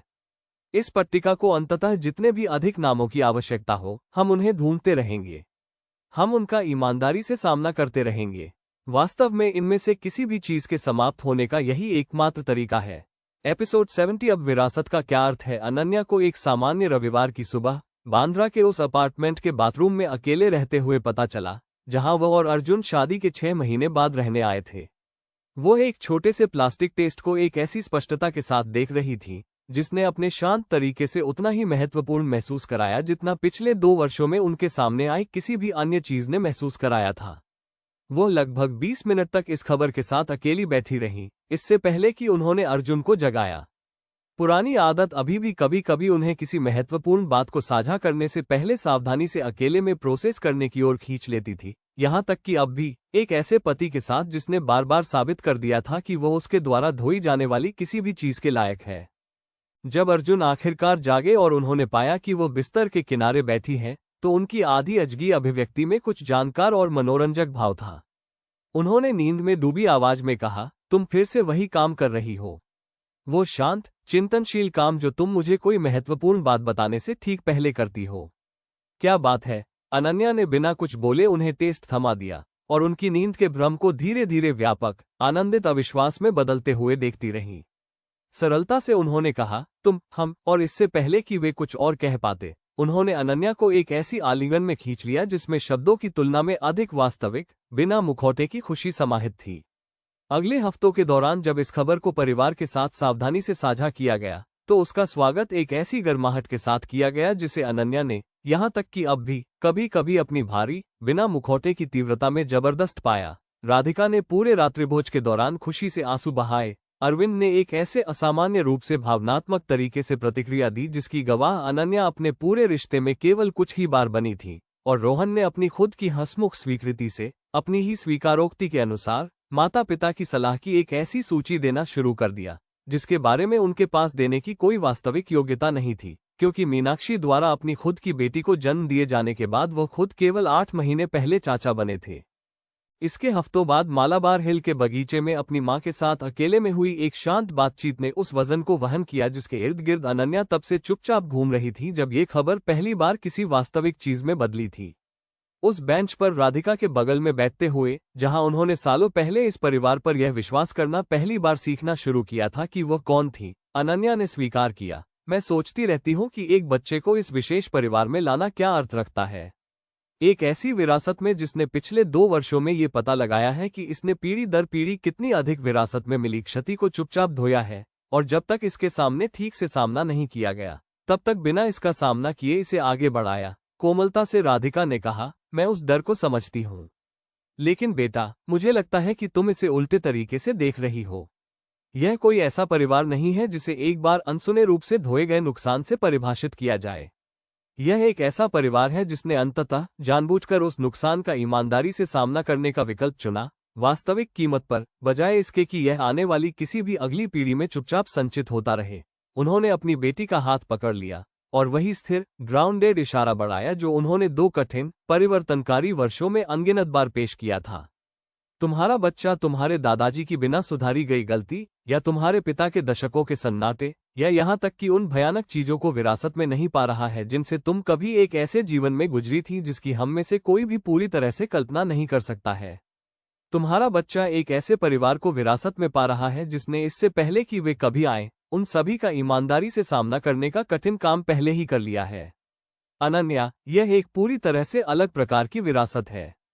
मुझे लगता है कि यह ठीक वही है जो बनाने लायक है। पुरानी दर को धीरे धीरे किसी अधिक स्थिर, अधिक आशाजनक चीज को रास्ता देते हुए अनन्या ने अपनी मां की बातों पर सावधानी से विचार किया। एपिसोड 71 धीरे से उन्होंने कहा, मैं अंततः उन्हें सब कुछ बताना चाहती हूँ। उन्हें बहुत कम उम्र में इसका बोझ डालने के लिए नहीं, लेकिन मैं परिवार द्वारा पहले ही दशकों तक सावधानी से, सुरक्षात्मक सन्नाटे के उस पैटर्न को दोहराना नहीं चाहती हूँ जिसकी कीमत चुकाना इस परिवार ने सीख लिया है। मैं चाहती हूँ कि मेरा बच्चा ये समझते हुए बड़ा हो कि वे वास्तव में कहाँ से आए थे, ईमानदारी से, उस अवसर के विपरीत जिसका मौका हम में से किसी को भी तब तक नहीं मिला जब तक कि बहुत देर नहीं हो चुकी थी। गर्माहट और निश्चितता दोनों को अपनी आवाज में स्पष्ट रूप से लाते हुए राधिका ने कहा, तो फिर तुम बिल्कुल वही करोगी। विकल्प के परिणाम की कीमत को समझने के बाद, तुमने अपने दोनों में से किसी भी जीवन में एक बार भी मुश्किल ईमानदारी पर आरामदायक सन्नाटे को चुनने वाले किसी व्यक्ति के रूप में काम नहीं किया है। मुझे इसमें कोई संदेह नहीं है कि तुम अपने खुद के बच्चे को ठीक उसी मुश्किल से जीते गए ज्ञान के साथ पालोगी। वो बच्चा, एक बेटी, अगली वसंत में कोकिलाबेन अस्पताल में एक साधारण मंगलवार की सुबह पैदा हुई, उसी इमारत में जहां अनन्या ने एक बार अपने पिता को अपने पुनर्जन्म का असंभव सच बताया था, जहां राधिका को एक बार दिल की बीमारी से लगभग खो दिया गया था जिसे अनन्या के पूर्व ज्ञान ने समय पर पकड़ने में मदद की थी, जहां देविका और कविता और पूरे परिवार के लायक मुश्किल से जीते गए सच 2 उल्लेखनीय वर्षों में आखिरकार पूरी तरह से प्रकाश में आ गए थे। उन्होंने उसका नाम देविका राधिका मेहता रखा और उस महिला का सम्मान किया जिसके दुख ने सबसे पहले पूरी जांच को गति दी थी, और उस मां का सम्मान किया जिसकी शांत ताकत ने कठिनाई के 2 पूरे जीवनकाल के माध्यम से अनन्या को पाला और अंततः पूरी तरह से उस मान्यता को प्राप्त किया जिसकी वो हमेशा हकदार थी। 2 वर्षों में किसी और की तरह ही वास्तविक रूप से अपना बन चुके परिवार के बाकी सदस्यों के साथ जन्म के समय मौजूद देविका, अनन्या द्वारा नाम बताए जाने पर खुलकर रो पड़ी, और उनकी सामान्य सावधान शालीनता पूरी तरह से खुशी खुशी त्याग दी गई थी। इस तरह की इज्जत दिए जाने की आदि न होने वाले किसी व्यक्ति की विशेष सावधान आश्चर्य के साथ उस नन्हे, सोते हुए शिशु को थामते हुए उन्होंने कहा, तुम्हें ऐसा करने की जरूरत नहीं थी। सरलता से अनन्या ने कहा, मैं चाहती थी। देविका, तुम 2 साल से इस परिवार की कहानी का हिस्सा रही हो। यह सही लगा कि मेरी बेटी के नाम को स्थायी रूप से उस बात को प्रतिबिंबित करना चाहिए बाकी परिवार के द्वारा अपनी खुद की कुछ आराम की तलाश में अनिच्छा से चले जाने के बाद शांत अस्पताल के कमरे में अकेली बैठी अनन्या ने उस पहली रात अपनी बेटी को थामा और दो जीवन ने उन्हें जो कुछ भी सिखाया था उसके पूर्ण उल्लेखनीय वजन को अंततः किसी ऐसी चीज में बसते हुए महसूस किया जिसे वह केवल अकेले धोने के बजाय आगे बढ़ा सकती थी। कमरे की मुलायम शाम की रोशनी में अपनी बेटी के छोटे शांतिपूर्ण चेहरे को देखते हुए उन्होंने मन ही मन सोचा, मैं जीवित रहने के लिए वापस आई थी। इसके बजाय मैंने इसके लायक एक पूरा परिवार बनाने का काम समाप्त किया और अब किसी तरह असंभव रूप से मुझे तुम्हारे लिए भी कुछ बनाने का मौका मिला है। उन्होंने मन ही मन सोचा, पुरानी निश्चितता को किसी ऐसी स्थायी चीज में बदलते हुए जिसे वह इस उल्लेखनीय मुश्किल से जीते गए दूसरे मौके में अपने शेष वर्षों के लिए आगे बढ़ाने का इरादा रखती थी। सावधानी से सन्नाटे की विरासत नहीं, ईमानदारी की विरासत, हर कठिन सच्चाई का सीधे एक साथ सामना करने की विरासत, बजाय इसके कि इसे चुपचाप किसी ऐसी चीज में संचित होने दिया जाए जो अगली पीढ़ी को सब कुछ कीमत के रूप में चुका दे, जिस तरह से इसने एक बार मेरी कीमत चुकाई थी। अपनी बेटी के माथे पर एक कोमल चुंबन दबाते हुए उन्होंने मन ही मन सोचा, मेरे पास तुम्हें देने के लिए यही है, न कि कोई कंपनी, न कोई भाग्य और न ही जटिल इतिहास से मुक्त कोई नाम। बस वही पूरा सच, हमेशा, चाहे इसे धोना कितना भी कठिन क्यों न हो। छोटी बच्ची, मैं तुमसे इसका वादा करती हूँ, जब तक मैं इसे बनाए रखने के लिए यहाँ हूँ। एपिसोड 72 वो व्यक्ति जिसने कुछ नहीं मांगा। राजीव मल्होत्रा का संदेश मुआवजा फंड के सामान्य पूछताछ चैनल के माध्यम से आया, बिल्कुल वैसे ही जैसे वर्षों पहले कविता अय्यर का आया था। हालांकि इसके लहजे में उस सावधान अनिश्चितता का नामोनिशान नहीं था जिसे अनन्या को ठाणे के एक कैफे में उनकी सबसे शुरुआती डरी हुई मुलाकात से याद था। संदेश में लिखा था, सब कुछ देखते हुए मुझे नहीं पता कि आप मुझे ठीक से याद रखेंगी भी या नहीं, या आप मुझसे सुनना भी चाहेंगी या नहीं। अगर आप नहीं चाहती तो मैं समझ सकता हूँ। मैं सिर्फ ये चाहती था कि आप ये जानें कि मैंने पिछले साल वित्तीय अनुपालन फाइनेंशियल कंप्लायंस में अपनी डिग्री पूरी कर ली है, विशेष रूप से उस बात के कारण जिसे मैंने बहुत करीब से और बहुत अधिक मिलीभगत वाली स्थिति से आपकी जांच को सामने आते हुए देखकर सीखा था।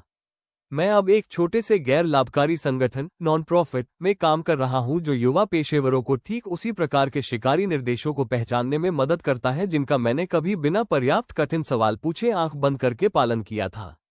मैं चाहता था कि आप ये जानें, मैं चाहता था कि आप ये जानें कि यह मायने रखता था। आपने और आपके परिवार ने जो कुछ भी किया, यहाँ तक कि उस व्यक्ति के लिए भी जिसे कभी वो दयालुता नहीं दी जानी थी जो आपने मुझ पर दिखाई थी। अनन्या ने संदेश को 2 बार पढ़ा। पुरानी यादें एक कठिन जटिल धागे के अंततः पूरी तरह से किसी वास्तविक रूप से आशाजनक चीज में बदल जाने की विशेष गर्माहट के साथ सतह पर आ गई। उन्होंने कार्यालय में अपने पालने बैसनेट में शांति से सो रही लगभग 8 महीने की नन्ही देविका को पाया। मीनाक्षी ने पिछले महीनों के दौरान अनन्या के शेड्यूल को ठीक इसी प्रकार की लचीलापन को समायोजित करने के लिए उदारतापूर्वक व्यवस्थित किया था और अनन्या ने एक ऐसे जीवन की विशेष शांत संतुष्टि को महसूस किया जिसने अतीत द्वारा अनसुलझी छोड़ी गई हर चीज को ठीक से बंद करने के निरंतर काम के खिलाफ कुछ नया बनाने की मांगों को आखिरकार पूरी तरह से संतुलित कर दिया था। उन्होंने उसी दोपहर राजीव को जवाब दिया और उन्हें किसी भी सुविधाजनक समय पर मलिक इंडस्ट्रीज आने का निमंत्रण दिया। अतीत को फिर से कुरेदने के लिए नहीं, उन्होंने सावधानी से लिखा, बल्कि ये देखने के लिए कि एक ऐसी कठिन शुरुआत से कितनी अधिक अच्छाई पैदा हुई है जिसे हम दोनों में से किसी ने नहीं चुना था, लेकिन जिसे हम दोनों ने अंततः इसे बनाने में लगने वाले भारी कीमत के लायक किसी चीज में बदलने में मदद की थी। राजीव 3 हफ्ते बाद आए। वे उस डरे हुए युवा व्यक्ति की तुलना में काफी अधिक संयमित और आश्वस्त थे जिसे अनन्या को वर्षों पहले उस गुमनाम कैफे से याद था, और जब वे दोनों उसी मुख्यालय से होकर साथ चल रहे थे जहां कभी उनका अपना कठिन अध्याय सामने आया था, तो उनके द्वारा पेश किए गए प्रत्येक नपे तुले विचारशील शब्द में उनकी अपनी मुश्किल से जीती गई वृद्धि स्पष्ट थी। इमारत के प्रवेश द्वार के बाहर कांस्य पट्टिका के पास रुकते हुए उन्होंने कहा, जिस पर अब 13 नाम थे और जांच के पूर्ण पीढ़ीगत दायरे का विशेष वजन स्थायी रूप से सार्वजनिक रूप से स्वीकार किया गया था, मैंने कभी आपको ठीक से धन्यवाद नहीं दिया। मेरी माँ और बहन के लिए आपने जो सुरक्षा की व्यवस्था की, मामले में मेरी उपयोगिता समाप्त होने के बाद मुझे सीधे तौर पर त्याग न देने के लिए, जैसा कि मुझे पूरी उम्मीद थी कि आप कर सकती थी। एपिसोड 73 अनन्या ने कहा, आपने एक वास्तविक गलती की थी और उन शब्दों को दोहराया जो उन्होंने एक बार पहले काफी अधिक डरावनी परिस्थितियों में उनके सामने रखे थे। लेकिन आपने ये भी चुना बार बार कि आप परिणामों से छिपते रहने के बजाय उनका ईमानदारी से सामना करें। राजीव, यह मायने रखता था। यह अभी भी रखता है। उन्होंने कुछ विचारशील भाव के साथ एक लंबी पल के लिए पट्टिका का अध्ययन किया। उन्होंने स्वीकार करते हुए कहा, मैं कभी कभी विक्रम के बारे में सोचता हूँ।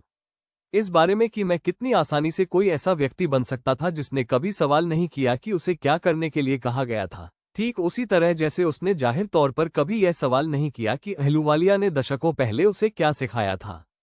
मैं इस बारे में सोचता हूं कि अभिलेख सुविधा वाली उस रात से पहले की तरह, हमेशा की तरह बस आंख बंद करके निर्देशों का पालन करते रहना कुछ मायनों में कितना सरल होता, कोमलता से अनन्या ने कहा। लेकिन तुमने ऐसा नहीं किया।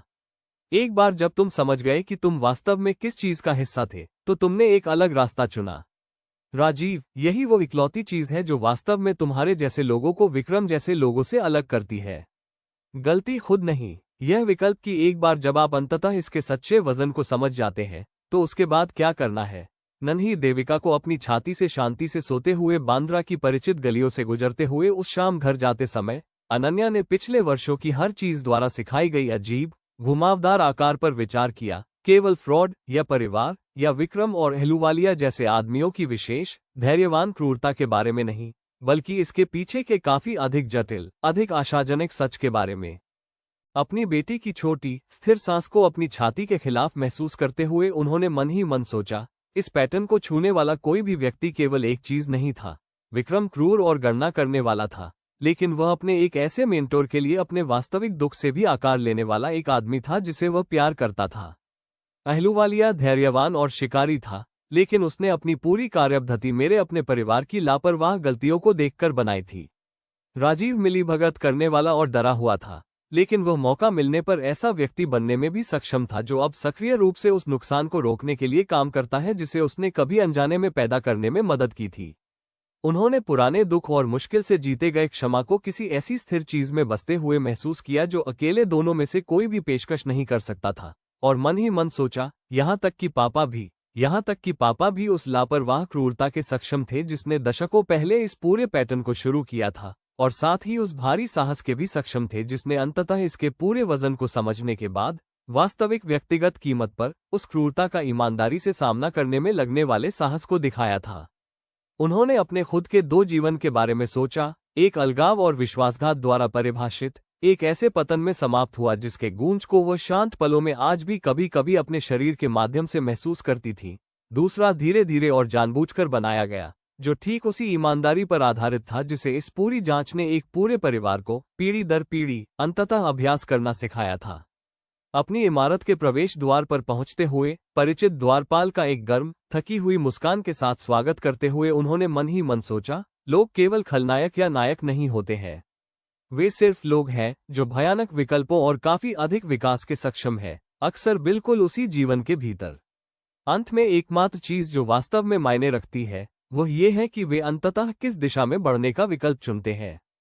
वह अपनी सोती हुई बेटी को उस अपार्टमेंट में ले गई जहां अर्जुन रात का खाना पहले ही तैयार करके इंतजार कर रहे थे, और उस जीवन की विशेष गर्म, साधारण घरेलूता में बस गई जिसे उन्होंने कभी असंभव माना था और जो अब बिना किसी आरक्षण के रहने के लिए पूरी तरह से उनका अपना था।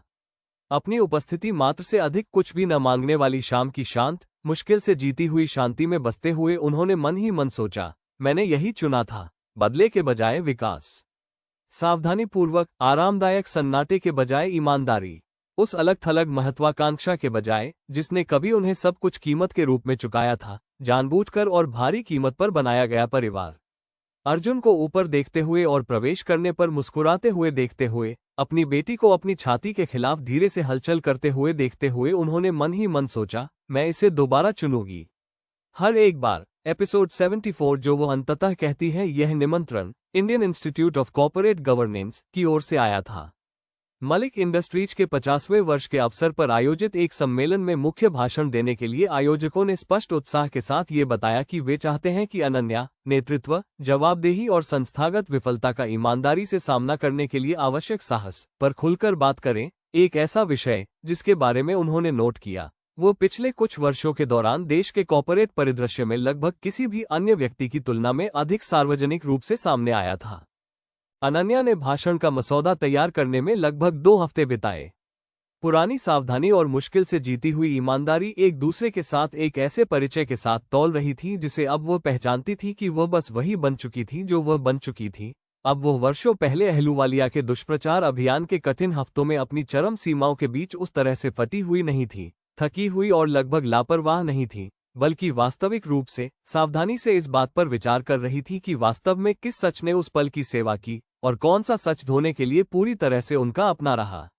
एक शाम जब बेबी देविका आखिरकार सो चुकी थी और अपार्टमेंट अपने परिचित आरामदायक सन्नाटे में बस चुका था, तो रसोई की मेज पर उन्हें पाते हुए अर्जुन ने टिप्पणी की, तुमने उस शुरुआती पैराग्राफ को 1 दर्जन बार लिखा और फिर से लिखा है। वो कौन सा हिस्सा है जिसके साथ तुम वास्तव में संघर्ष कर रही हो? अनन्या ने स्वीकार किया, कितना कहना है इस सब के बारे में? जांच के बारे में? स्पष्ट रूप से वह हिस्सा आसान है, अच्छी तरह से प्रलेखित है, ठीक वही है जिसके लिए वे पूछ रहे हैं। लेकिन इस भाषण का एक ऐसा संस्करण है जहां मैं इस बारे में बात करती हूं कि यह मेरे लिए व्यक्तिगत रूप से क्यों मायने रखता था, और वह संस्करण पूरे सच तक पहुंचने की इच्छा रखता रहता है, असंभव हिस्से तक, उस हिस्से तक जिसे केवल तुम और मेरा परिवार वास्तव में जानते हैं। अर्जुन ने तुरंत समझते हुए कोमलता से कहा, और तुमने पहले ही तय कर लिया है कि यह इस विशेष कमरे के लिए सही सच नहीं है, ठीक वैसे ही जैसे तुम हमेशा काम करती रही हो। अनन्या ने कहा, मैंने कर लिया है। मैंने वास्तव में वर्षों पहले ये तय कर लिया था, जिस रात पापा और रोहन ने मुझे उस सटीक आवेग से वापस बात करने के लिए प्रेरित किया था। लेकिन मुझे लगता है कि मेरा कोई हिस्सा उस निर्णय का फिर से परीक्षण करना चाहता है, हर बार जब मैं इस तरह के किसी महत्वपूर्ण पल का सामना करती हूँ, बस ये सुनिश्चित करने के लिए कि मैं अभी भी इसे जानबूझकर चुन रही हूँ, न कि केवल पुरानी आदत का पालन कर रही हूँ। अर्जुन ने पूछा, और क्या तुम चुन रही हो? इसे जानबूझकर चुन रही हो? अनन्या ने उसी सावधान विचार विमर्श के साथ इसे उलटते हुए ईमानदारी से सवाल पर विचार किया जिसे वो अब हर बड़े फैसले के साथ लाती थी। अंततः उन्होंने कहा, हाँ, इसलिए नहीं कि सच मायने नहीं रखता, या इसलिए कि मुझे इस पर शर्म आती है। इसलिए क्योंकि मैंने ये सीख लिया है, ये देखने के वर्षों में, कि कौन से सच वास्तव में लोगों की मदद करते हैं और कौन से सच केवल किसी ऐसी चीज को अकेले धोना बंद करने की मेरी अपनी आवश्यकता की सेवा करते हैं, कि यह विशेष सच अजनबियों से भरे सम्मेलन कक्ष के लिए कभी नहीं था। इसका मतलब उन लोगों के लिए है जो मुझसे प्यार करते हैं, ताकि वे इसे ठीक से थाम सकें।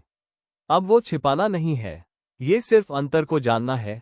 3 सप्ताह बाद व्यापारिक नेताओं, पत्रकारों और सरकारी अधिकारियों के भरे हुए सभागार में दिए गए भाषण में ठीक वही ईमानदारी थी जिस पर अनन्या ने अंततः जानबूझकर फैसला किया था। मलिक इंडस्ट्रीज के साथ उनका अपना इतिहास, सोलिंड्रिस जांच का पूरा पीढ़ीगत दायरा, और उनके परिवार को सावधानी से, आरामदायक दूरी से प्रबंधित करने के बजाय विरासत में मिले नुकसान का ईमानदारी से सामना करने में जो विशेष साहस लगा था। भरे हुए हॉल में अपनी आवाज को लगातार आगे बढ़ाते हुए उन्होंने एकत्र हुए दर्शकों से कहा, मैं हुआ करती थी कि एक परिवार या एक कंपनी या एक विरासत की रक्षा करने का मतलब ये था कि सावधानी से यह प्रबंधित करना कि कौन से सच प्रकाश में आए और कौन से सच आराम से दबे रहें।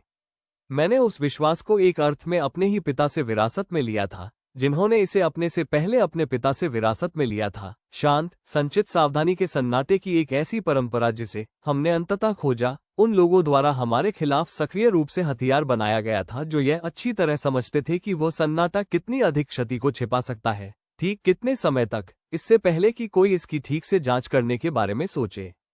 आगे बढ़ने से पहले वे रुकी और अवलोकन के वजन को पूरे कमरे में बसने दिया। कठिन, अक्सर डराने वाले हिसाब किताब के वर्षों के माध्यम से मैंने इसके बजाय जो सीखा है वो ये है कि इसका उल्टा सच है, कि परिवार और कंपनियां और विरासतें केवल अपने सबसे कठिन सच्चाइयों का सीधे एक साथ सामना करने से वास्तव में जीवित रहती है, इस बात की परवाह किए बिना कि ऐसा करने में उस पल में इसकी क्या कीमत चुकानी पड़ती है। उस सबक को अंततः सीखने की प्रक्रिया में मेरे परिवार ने बहुत कुछ खोया, लेकिन बदले में हमने कुछ काफी अधिक मूल्यवान प्राप्त किया। उन लोगों का वास्तविक भरोसा जिन्हें हम कभी केवल सावधान दूरी से प्रबंधित करते थे, उस प्रकार की ईमानदार, लचीली नींव जिसका धैर्यवान इंजीनियर फ्रॉड का कोई भी पैमाना कभी फिर से सफलतापूर्वक फायदा नहीं उठा सकता है। एपिसोड 75 उन्होंने लगभग 40 मिनट तक बात की, जांच के व्यवहारिक पाठों को गहरे, अधिक व्यक्तिगत सच के साथ बुनते हुए जिसे उन्होंने अंततः पूरी तरह से अपना दावा किया था, उनके पुनर्जन्म का असंभव सच नहीं, बल्कि इस बारे में अधिक सार्वभौमिक, अधिक कार्रवाई योग्य सच की ईमानदारी को वास्तव में क्या आवश्यकता थी और बदले में इसने अंततः क्या पेशकश की। इसके बाद के रिसेप्शन में एक युवा महिला ने स्पष्ट रूप से घबराते हुए, हिचकिचाते हुए उनसे संपर्क किया और खुद को एक मध्यम आकार की फर्म में एक कनिष्ठ विश्लेषक के रूप में पेश किया जिसे अनन्या ने तुरंत नहीं पहचाना। उस युवा महिला ने कहा, मैं आपको धन्यवाद देना चाहती हूँ आज इतनी ईमानदारी से बोलने के लिए। मैं लगभग 6 महीने से अपनी खुद की कंपनी की जोखिम संरचना के बारे में चिंता पर बैठी हुई थी। इसे ठीक से उठाने के लिए बहुत डरी हुई थी। इस बात से चिंतित थी कि यह मुझे अनुभवहीन या कठिन बना देगा। मीरा कृष्णन के साहस के बारे में उनके 3 अनसुने मेमो अंततः कितने मायने रखते थे। जब किसी ने आखिरकार उन्हें गंभीरता से लिया, मुझे लगता है कि मैं अब अपनी चिंता को ठीक से उठाने जा रही हूँ। औपचारिक रूप से रिकॉर्ड पर जिस तरह से उन्होंने किया था। युवा महिला के भावों में बसती हुई उस विशेष आशाजनक संकल्प को देखते हुए अनन्या ने अपने सीने में कुछ गर्म सा बसते हुए महसूस किया। वही संकल्प जिसे उन्होंने मीरा को वर्षों पहले एक शांत बांद्रा कैफे में असंभव जोखिम को वास्तविक कन्विक्शन के खिलाफ तौलते हुए विकसित करते हुए देखने की याद की थी। निष्ठा से अनन्या ने कहा, मुझे उम्मीद है कि यह अच्छी तरह से चलता है। और यदि ऐसा नहीं होता है, यदि आप खुद को उस प्रकार के संस्थागत प्रतिरोध का सामना करते हुए पाती हैं जिसका सामना कभी मीरा ने किया था, तो मुआवजा फंड तक पहुंचें। हमने पिछले कुछ वर्षों में ऐसे लोगों की मदद करने में काफी विशेषज्ञता का निर्माण किया है जो बिल्कुल आपकी तरह हैं और जिन्हें अपनी जरूरत का समर्थन मिलता है ताकि वे कड़ी सच्चाइयों का सामना ईमानदारी से करना जारी रख सकें, तब भी जब ये डरावना हो। युवा महिला ने उन्हें फिर से धन्यवाद दिया, जो स्पष्ट रूप से विचलित थी, और भीड़भाड़ वाले रिसेप्शन में वापस गायब हो गई। और अनन्या थोड़ी देर और खड़ी रही और उन लोगों से भरे कमरे को देखती रही जो एक या दूसरे तरीके से ईमानदारी की कीमत और मूल्य के बारे में एक कहानी सुनने आए थे जिसे अंततः ठीक से बताया गया था। दूसरों की सेवा करने वाले सच्चाइयों और जो केवल साधारण रूप से निजी तौर पर उनके अपने रहे थे के बीच अंतर करना आखिरकार पूरी तरह से सीखने वाली महिला की विशेष शांत संतुष्टि को महसूस करते हुए उन्होंने मन ही मन सोचा, सच्चाई असल में इसी के लिए है। कीमत की परवाह किए बिना एक ही बार में पूरी तरह से खुद को बोझ मुक्त करने के लिए नहीं, बिल्कुल वही पेशकश करने के लिए जो मदद करता है, ठीक तब जब यह मदद करता है, और इस बात पर भरोसा करने के लिए कि बाकी चुपचाप सुरक्षित रूप से मेरा हो सकता है। उन्होंने अपने परिवार को सभागार के प्रवेश द्वार के पास इंतजार करते हुए पाया। अर्जुन ने बेबी देविका को पकड़ा हुआ था। रोहन और मीनाक्षी अपनी खुद की बेटी के साथ थे। उनके माता पिता उस विशेष आसान गर्माहट के साथ एक साथ खड़े थे जो वर्षों से अब उनके एक साथ अस्तित्व में रहने का तरीका बन गया था, न कि वो मुश्किल से जीती गई उपलब्धि जिसके निर्माण के लिए कभी इतने कठिन जानबूझकर किए गए प्रयास की आवश्यकता होती थी। उनकी ओर चलते हुए दोनों ने उन्हें जो कुछ भी सिखाया था उसके पूरे उल्लेखनीय वजन को अंततः किसी ऐसी चीज में बसते हुए महसूस करते हुए जिसे वह जानबूझकर और कृतज्ञता के साथ आगे बढ़ा सकती थी। अनन्या ने मन ही मन सोचा, 2 जीवन, एक सीखने में बिताया बहुत देर से कि सन्नाटा वास्तव में कितनी कीमत चुकाता है। एक सीखने में बिताया काफी कीमत पर, लेकिन समय रहते कि ईमानदारी वास्तव में क्या बनाती है। अपनी बेटी के लिए हाथ बढ़ाते हुए उसके छोटे गर्म वजन को अपने कंधे के खिलाफ परिचित रूप से बसते हुए महसूस करते हुए उन्होंने मन ही मन सोचा, मैं इसे लूंगी। हर एक बार। एपिसोड 76। वो महिला जिसने भी सन्नाटा चुना था। ये पत्र मालाबार हिल आवास पर पहुंचा, जिसे औपचारिक रूप से अरविंद के नाम संबोधित किया गया था, लेकिन उस पर सावधानी से हाथ से लिखे गए नोट के जरिए अनन्या के ध्यान के लिए भी चिन्हित किया गया था। ये सुशीला मलिक यानी रोहन की मां की ओर से था, जिनसे अनन्या पिछले वर्षों में केवल कुछ ही बार मिली थी। प्रत्येक मुलाकात में एक सावधान, दूर की औपचारिकता थी जिसने कभी भी गर्माहट जैसी किसी भी चीज का रूप नहीं लिया था। अरविंद और सुशीला का विवाह औपचारिक रूप से लगभग 1 दशक पहले समाप्त हो गया था, और धनी मुंबई परिवारों के मानकों के अनुसार ये तलाक शांत और काफी हद तक सौहार्दपूर्ण था। सुशीला पुणे में बस गई थी, जहां वो अब मलिक इंडस्ट्रीज के मामलों से काफी हद तक दूर एक आरामदायक निजी जीवन जी रही थी। रोहन नियमित रूप से उनसे मिलने जाते थे और एक ऐसे बेटे का सावधान प्यार भरा रिश्ता बनाए हुए थे जो ये समझता था कि उसके माता पिता का रिश्ता किसी विशेष विश्वासघात के कारण ढहने के बजाय बस अपने स्वाभाविक दौर से गुजर चुका था। हालांकि अनन्या ने हमेशा महसूस किया था, रोहन जिस सावधानी से अपनी मां के बारे में बात करते थे उसमें एक निश्चित अनसुनी दूरी थी जिसे उन्होंने कभी पूरी तरह से स्पष्ट नहीं किया था। पत्र में लिखा था, मैं समझती हूं कि आप दोनों में से किसी से भी यह पूछने का मुझे बहुत कम अधिकार है, ये सब जानने के बाद कि इस परिवार का इतिहास वास्तव में कैसे सामने आया और इसके भीतर मेरे अपने जटिल स्थान को देखते हुए। लेकिन अरविंद, मैं मरने वाली हूं। डॉक्टर मुझे शायद 6 महीने, संभवतः उससे भी कम समय देते हैं। जाने से पहले मैं पाती हूं कि मैं कुछ चीजों को अब और अनकहा नहीं छोड़ सकती। जिस तरह से मैंने एक बार इतने लंबे समय तक इतने वर्षों तक ठीक उसी प्रकार की आरामदायक कायरता से बाहर निकलकर सब कुछ अनकहा छोड़ दिया था, जिसे मैं समझती हूँ कि इस पूरे परिवार ने आखिरकार छोड़ने में काफी प्रयास खर्च किया है। मैं आप दोनों से और विशेष रूप से अनन्या से बात करना चाहती हूँ, यदि वो इसके लिए तैयार है। अनन्या, तुम्हारी माँ के बारे में और तुम्हारे पिता के दूसरे विवाह के शुरुआती वर्षों के बारे में कुछ ऐसी बातें हैं जिन्हें लेकर मेरा मानना है कि तुम अंततः समझने की हकदार हो। अनन्या ने उस पत्र को 2 बार पढ़ा और अप्रत्याशित खुलासे पर पुरानी सावधानी और वास्तविक जिज्ञासा दोनों जाग उठी, जिसके बाद वह इसे रोहन के पास ले गई, क्योंकि वह अनिश्चित थी कि उनके सौतेले भाई अपनी ही मां की बिगड़ती सेहत की इस खबर को कैसे लेंगे, जो उनके पिता और बहन को सीधे संबोधित एक पत्र के माध्यम से मिली थी, न कि उन्हें सीधे तौर पर।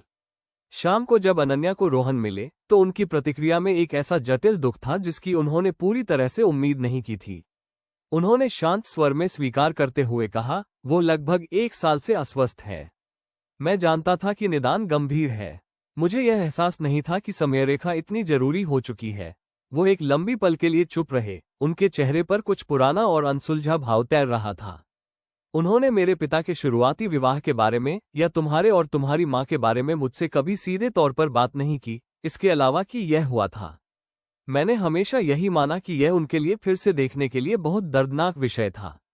मैंने कभी यह नहीं सोचा कि वो साधारण चोट से अधिक कुछ विशिष्ट धो रही हो सकती है। सावधानी से अनन्या ने पूछा, क्या तुम वहां रहना चाहते हो जब हम उनसे मिलें? ये तुम्हारे लिए उतना ही मायने रखता है जितना ये पापा और मेरे लिए मायने रखता है, रोहन ने कहा। मुझे वहां रहने की जरूरत है।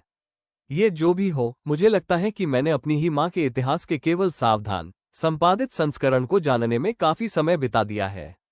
अनन्या, मैं उन लोगों से अधूरे सच को स्वीकार करना बंद कर चुका हूं जिन्हें मैं प्यार करता हूं। तुमने मुझे वो सिखाया है, चाहे तुमने ऐसा करने का इरादा रखा हो या नहीं। अगले सप्ताह वे तीनों पुणे के लिए एक साथ यात्रा पर निकले। अनन्या, अरविंद और रोहन, एक ऐसे परिवार की विशेष सावधान एकजुटता के साथ जो कठिन हिसाब किताब के वर्षों में अकेले रहने के बजाय कठिन बातचीत का एक साथ सामना करना सीख चुका था। सुशीला ने पुणे में अपने आवास के शांत बैठक कक्ष में उनका स्वागत किया। शुरुआती संक्षिप्त मुलाकातों से अनन्या को याद आने वाली संयमित, दूर की महिला की तुलना में वह बीमारी के कारण काफी कमतर दिख रही थी। हालांकि उनकी आंखों में एक तेज, जानबूझकर की गई स्पष्टता बरकरार थी जो ये सुझाव देती थी कि वह जो कुछ भी कहने का इरादा रखती थी, उस पर सावधानी से पूरी तरह से विचार किया जा चुका था। एपिसोड 77 एक सावधान, सतर्क सन्नाटे के बीच उनके बैठ जाने पर उन्होंने कहा, आने के लिए धन्यवाद। मैं कल्पना करती हूँ कि यह आप सभी के लिए अलग अलग तरीकों से असहज है। मैं इसे जरूरत से ज्यादा लंबा खींचने की कोशिश नहीं करूंगी। आगे बढ़ने से पहले वो खुद को संभालते हुए एक पल के लिए चुप रहीं। उन्होंने कहा, अनन्या, मैं तुम्हारे बारे में जानती थी। तुरंत नहीं, अरविंद ने मुझे कभी सीधे तौर पर नहीं बताया था, इतने शब्दों में नहीं। लेकिन हमारी शादी के वर्षों बाद मैंने उन पत्रों को ढूंढ लिया जो एक ऐसी दराज में छिपे हुए थे जिसके बारे में उन्हें स्पष्ट रूप से विश्वास था कि मैं कभी खोजने के बारे में नहीं सोचूंगी। मैं जानती थी कि उनकी एक बेटी है जिसे उन्होंने स्वीकार न करने का फैसला किया था, और मैं जानती थी, या कम से कम मुझे पूरा संदेह था, कि ठीक ऐसा क्यों था। अरविंद बहुत स्थिर हो गए थे और उनके मौसम की मार झेले हुए चेहरों पर पुराना अपराध बोध स्पष्ट रूप से सतह पर आ रहा था। उन्होंने शांत स्वर में कहा, तुमने कभी कुछ नहीं कहा। हमारे साथ बिताए गए हमारे सभी वर्षों में तुमने एक बार भी इसे नहीं उठाया। सुशीला ने सहमति जताते हुए कहा, नहीं, क्योंकि अरविंद, मैंने उस विशेष सन्नाटे में अपना खुद इसे चुना था। मैंने उस समय खुद से कहा था कि इसे उठाने से केवल एक ऐसे विवाह का धागा उधड़ जाएगा जिसे मैंने बनाने में काफी साल निवेश किए थे, और हमारे अपने बेटे को एक ऐसे माता पिता की तुलना में एक स्थिर घर मिलने का हक था जो हमारी शादी से पहले के किसी रहस्य पर सब कुछ बाधित करने के लिए तैयार हो। उन्होंने अनन्या की सीधी आंखों में देखते हुए अपनी स्थिर निगाहों में कुछ पुराना और दर्दनाक भाव रखते हुए कहा, अनन्या, मैंने तुम्हारे पिता को उस बात का सामना करने के लिए मजबूर करने से मिलने वाले न्याय के बजाय अपने खुद के आराम को चुना, जो उन्होंने अपनी मर्जी से करने से कई साल पहले किया था। मैं 2 दशकों से अधिक समय तक उस विकल्प को अपने निजी शर्म के रूप में धोती रही हूँ, और ये देखते हुए कि तुमने अंततः अपनी खुद की भारी ताकत के माध्यम से इस परिवार में अपनी जगह का दावा किया, ये जानते हुए कि यदि मैंने केवल कुछ कहने के लिए पर्याप्त साहस दिखाया होता तो मैं इसे बहुत पहले होने में मदद कर सकती थी। कमरा एक भारी, जटिल सन्नाटे में डूब गया, और उनमें से प्रत्येक ने एक ऐसी स्वीकारोक्ति के वजन को आत्मसात किया जिसने एक ऐसे परिवार के इतिहास में एक और सावधान, आरामदायक सन्नाटा जोड़ दिया था जो ठीक उसी पैटर्न की कीमत से काफी हद तक पहले ही नया आकार पा चुका था। बयान को बोलने के उस पल में भी यह बयान कितना वास्तविक महसूस हुआ, इस पर खुद को थोड़ा आश्चर्यचकित करते हुए अंततः अनन्या ने कहा, मैं तुमसे नाराज नहीं हूं। मैं अधिकांश लोगों की तुलना में बेहतर समझती हूं कि इतने बड़े सच का सामना करना कितना जटिल और कितना महंगा है, खासकर तब जब इसका सामना करना किसी ऐसी चीज को धमकी देता है जिसके चारों ओर तुमने अपनी पूरी जिंदगी की रक्षा करने के लिए निर्माण किया है। तुमने एक ऐसा विकल्प चुना जिसे मैंने तुम्हारी स्थिति में खुद चुना होता। मुझे नहीं लगता कि वो विकल्प तुम्हें इस कहानी में कोई खलनायक बनाता है, श्रीमती मलिक। मुझे लगता है कि यह तुम्हें बस कोई ऐसा व्यक्ति बनाता है जिसे इस परिवार के दशकों के सावधान सन्नाटे ने अंततः छुआ, और अंततः जिसकी असली कीमत चुकाए। सुशीला की सावधान शालीनता आखिरकार तब टूट गई, और एक ऐसी कृपा को आत्मसात करते हुए उन्होंने खुलकर आंसू बहाए जिसे प्राप्त करने की उन्होंने स्पष्ट रूप से उम्मीद नहीं की थी। उन्होंने अस्थिर आवाज में कहा, मैं उस दया की हकदार नहीं हूं। मेरे सन्नाटे ने आपको जो भी कीमत चुकाई हो, उसके बाद तो बिल्कुल नहीं, ईमानदारी से अनन्या ने कहा। शायद नहीं, लेकिन मैंने पिछले कुछ वर्षों में ये सीख लिया है कि वास्तविक, हालांकि थोड़ी देर से ही सही, ईमानदारी के सक्षम लोगों को दया बढ़ाना इस बात की सावधानीपूर्वक गणना करने से अधिक मायने रखता है कि वे वास्तव में किसके हकदार हैं। तुम मुझे यह अब बता रही हो, वास्तविक व्यक्तिगत कीमत पर, जबकि तुम इसे चुपचाप अपनी कब्र तक ले जा सकती थी, जिस तरह से तुमने स्पष्ट रूप से दशकों से योजना बनाई थी। यह मायने रखता है, इतनी देर से भी, खासकर इतनी देर से। रोहन, जो अधिकांश आदान प्रदान के दौरान चुप रहे थे, ने आखिरकार बात की और अपनी मां के पास बैठने के लिए आगे बढ़े, और किसी माता पिता की वास्तविक गलती का पहली बार सामना करने वाले बेटे की विशेष, सावधान कोमलता के साथ उनका हाथ पकड़ लिया। उन्होंने शांत स्वर में कहा, मैं चाहता था कि तुम मुझे पहले ही बता देती। तुमसे नाराज होने के लिए नहीं, सिर्फ इसलिए क्योंकि मुझे लगता है कि हम इन सभी वर्षों में एक दूसरे को बेहतर ढंग से समझ सकते थे यदि तुमने इसे अकेले नहीं धोया होता, ठीक उसी तरह जैसे अनन्या ने कभी अपने खुद के सच को अकेले धोया था। अपने बेटे के हाथ को कसकर पकड़ते हुए सुशीला ने कहा, मैं अब वो जानती हूं। मैं केवल यही चाहती हूं कि मैं इसे दशकों पहले समझ गई होती, जब शायद तब भी कुछ अलग बनाने का समय रहा होता जो वास्तव में हुआ था। एपिसोड 78, जो समय बचा है। सुशीला के बचे हुए महीने एक ऐसे कोमल, विचारशील और करीबी माहौल में बीते जिसने अनन्या सहित सभी को हैरान कर दिया। परिवार नियमित रूप से पुणे की यात्रा करता था। रोहन अपनी मां के साथ पिछले कई वर्षों की तुलना में काफी अधिक समय बिता रहे थे, और अनन्या खुद भी अपनी ही शांत हैरानी में एक ऐसी महिला के साथ वास्तविक गर्माहट विकसित होते हुए पा रही थी जिसे उन्होंने कभी सबसे अच्छे रूप में, एक दूर की, सावधान परिचित के रूप में माना था। रोहन ने ऐसे ही एक दौरे के दौरान, सुशीला के अंदर आराम करने के दौरान, अनन्या के साथ अपनी मां के छोटे से बालकनी में बैठते हुए स्वीकार किया, मैं सोच रहा हूं कि यह कितना अजीब है, उन्हें आखिरकार ठीक से जानना, केवल अब जब हम जो खोजते हैं उसके साथ कुछ और बनाने के लिए समय खत्म हो रहा है। वो पुणे की शाम को अपने चारों ओर बसते हुए देखते हुए एक पल के लिए चुप रहे। मैं हुआ करता था कि शोक केवल नुकसान के बारे में होता है। मैं ये सीख रहा हूं कि यह किसी को अंततः समझने के बारे में भी हो सकता है, ठीक उसी समय जब आप उन्हें और अधिक समझने का मौका खोने वाले हैं। शांत स्वर में अनन्या ने कहा, मुझे लगता है कि यह सबसे कठिन प्रकार के शोक में से एक है जो मौजूद है। वो जो नुकसान के बजाय वास्तविक जुड़ाव के साथ आता है। अपनी तरफ से सुशीला अपने बचे हुए समय को एक ऐसी स्पष्टता और साहस के साथ अनुकाती हुई प्रतीत हुई जिसे देखने में अनन्या को वास्तविक रूप से प्रभावित करने वाला पाया। एक सावधानी से व्यवस्थित बैठक में राधिका से सीधे माफी मांगना, जिसे दोनों में से किसी भी महिला को यह उम्मीद नहीं थी कि यह अंततः इतनी उपचारक साबित होगी।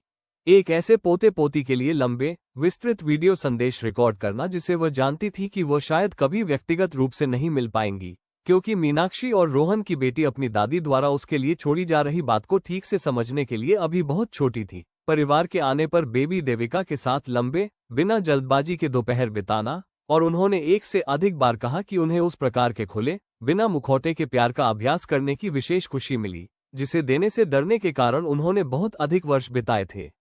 अपनी आखिरी बातचीत में से एक के दौरान अपनी आवाज को अब कमजोर लेकिन अपनी स्पष्टता को कम किए बिना सुशीला ने अनन्या से कहा, मैंने बहुत अधिक समय बर्बाद किया सावधान रहने में, दिखावे को प्रबंधित करने में, आरामदायक सन्नाटे की रक्षा करने में, ठीक उसी प्रकार की ईमानदार, कठिन बातचीत से बचने में जो वास्तव में कुछ ऐसा बना सकती थी जो अंततः इसे प्रयास करने का साहस पाने से दशकों पहले वास्तविक होता। उन्होंने अनन्या का हाथ पकड़ लिया, और उनकी पकड़ नाजुक लेकिन दृढ़ थी। अनन्या, अपने समय को उस तरह से बर्बाद मत करना जिस तरह से मैंने अपना समय बर्बाद किया। तुमने पहले ही इस सबक को मुझसे कहीं अधिक बेहतर तरीके से सीख लिया है जितना मैंने कभी प्रबंधित किया था। बस मुझसे वादा करो कि तुम इसका अभ्यास करना जारी रखोगी, तब भी जब ये कठिन हो, तब भी जब सावधान सन्नाटा पल भर में बहुत आसान होता। अनन्या ने इसे पूरी तरह से अर्थ देते हुए, अपनी भावना को पूरी तरह से महसूस करते हुए कहा, मैं वादा करती हूँ। वो उस महिला के खट्टे मीठे वजन को महसूस कर रही थी जो आखिरकार पूरी तरह से वह बन रही थी जो वो शुरू से ही हो सकती थी, ठीक उसी समय जब उस व्यक्ति होने का उनका समय अपरिवर्तनीय रूप से कम हो गया था। सुशीला अपने शुरुआती पत्र के 5 महीने बाद शांति से इस दुनिया से विदा हो गई, और वह एक ऐसे परिवार से घिरी हुई थी जो अपने अंतिम सीजन में, इसकी शुरुआत में उनमें से किसी के भी विश्वास करने की तुलना में काफी अधिक करीब आ गया था। रोहन ने शोक गीत यूलॉजी पढ़ा और दृश्यमान दुख के बावजूद उनकी आवाज स्थिर थी। उन्होंने एक ऐसी मां के बारे में ईमानदारी से बात की जिसे उन्होंने आखिरकार केवल उसे खोने की प्रक्रिया में ही वास्तव में जानना शुरू किया था। जुड़े हुए शोक मनाने वालों के सामने खड़े होकर अनन्या और परिवार के बाकी सदस्यों को अपने ठीक बगल में बैठे हुए रोहन ने कहा, मेरी मां ने मुझे मेरे जीवन भर में कई चीजें सिखाई, लेकिन सबसे महत्वपूर्ण सबक केवल इन अंतिम महीनों में आया, जब उन्होंने आखिरकार अपने खुद के इतिहास को सावधानी से प्रबंधित करना बंद करने का साहस पाया और बस ईमानदारी से हमें उन्हें पूरी तरह से जानने दिया। मुझे लगता है कि यह सबसे सच्ची विरासत है जो कोई भी माता पिता अपने बच्चों को दे सकते हैं, धन नहीं, पद नहीं, बल्कि आखिरकार पूरी तरह से जाने जाने का साहस, चाहे वो साहस कितनी भी देर से क्यों ना आए। मैं इस बात के लिए आभारी हूँ, जितना मैं ठीक से व्यक्त कर सकता हूँ उससे कहीं अधिक, कि उन्होंने इसे प्राप्त करने के लिए समय रहते अपना साहस पा लिया।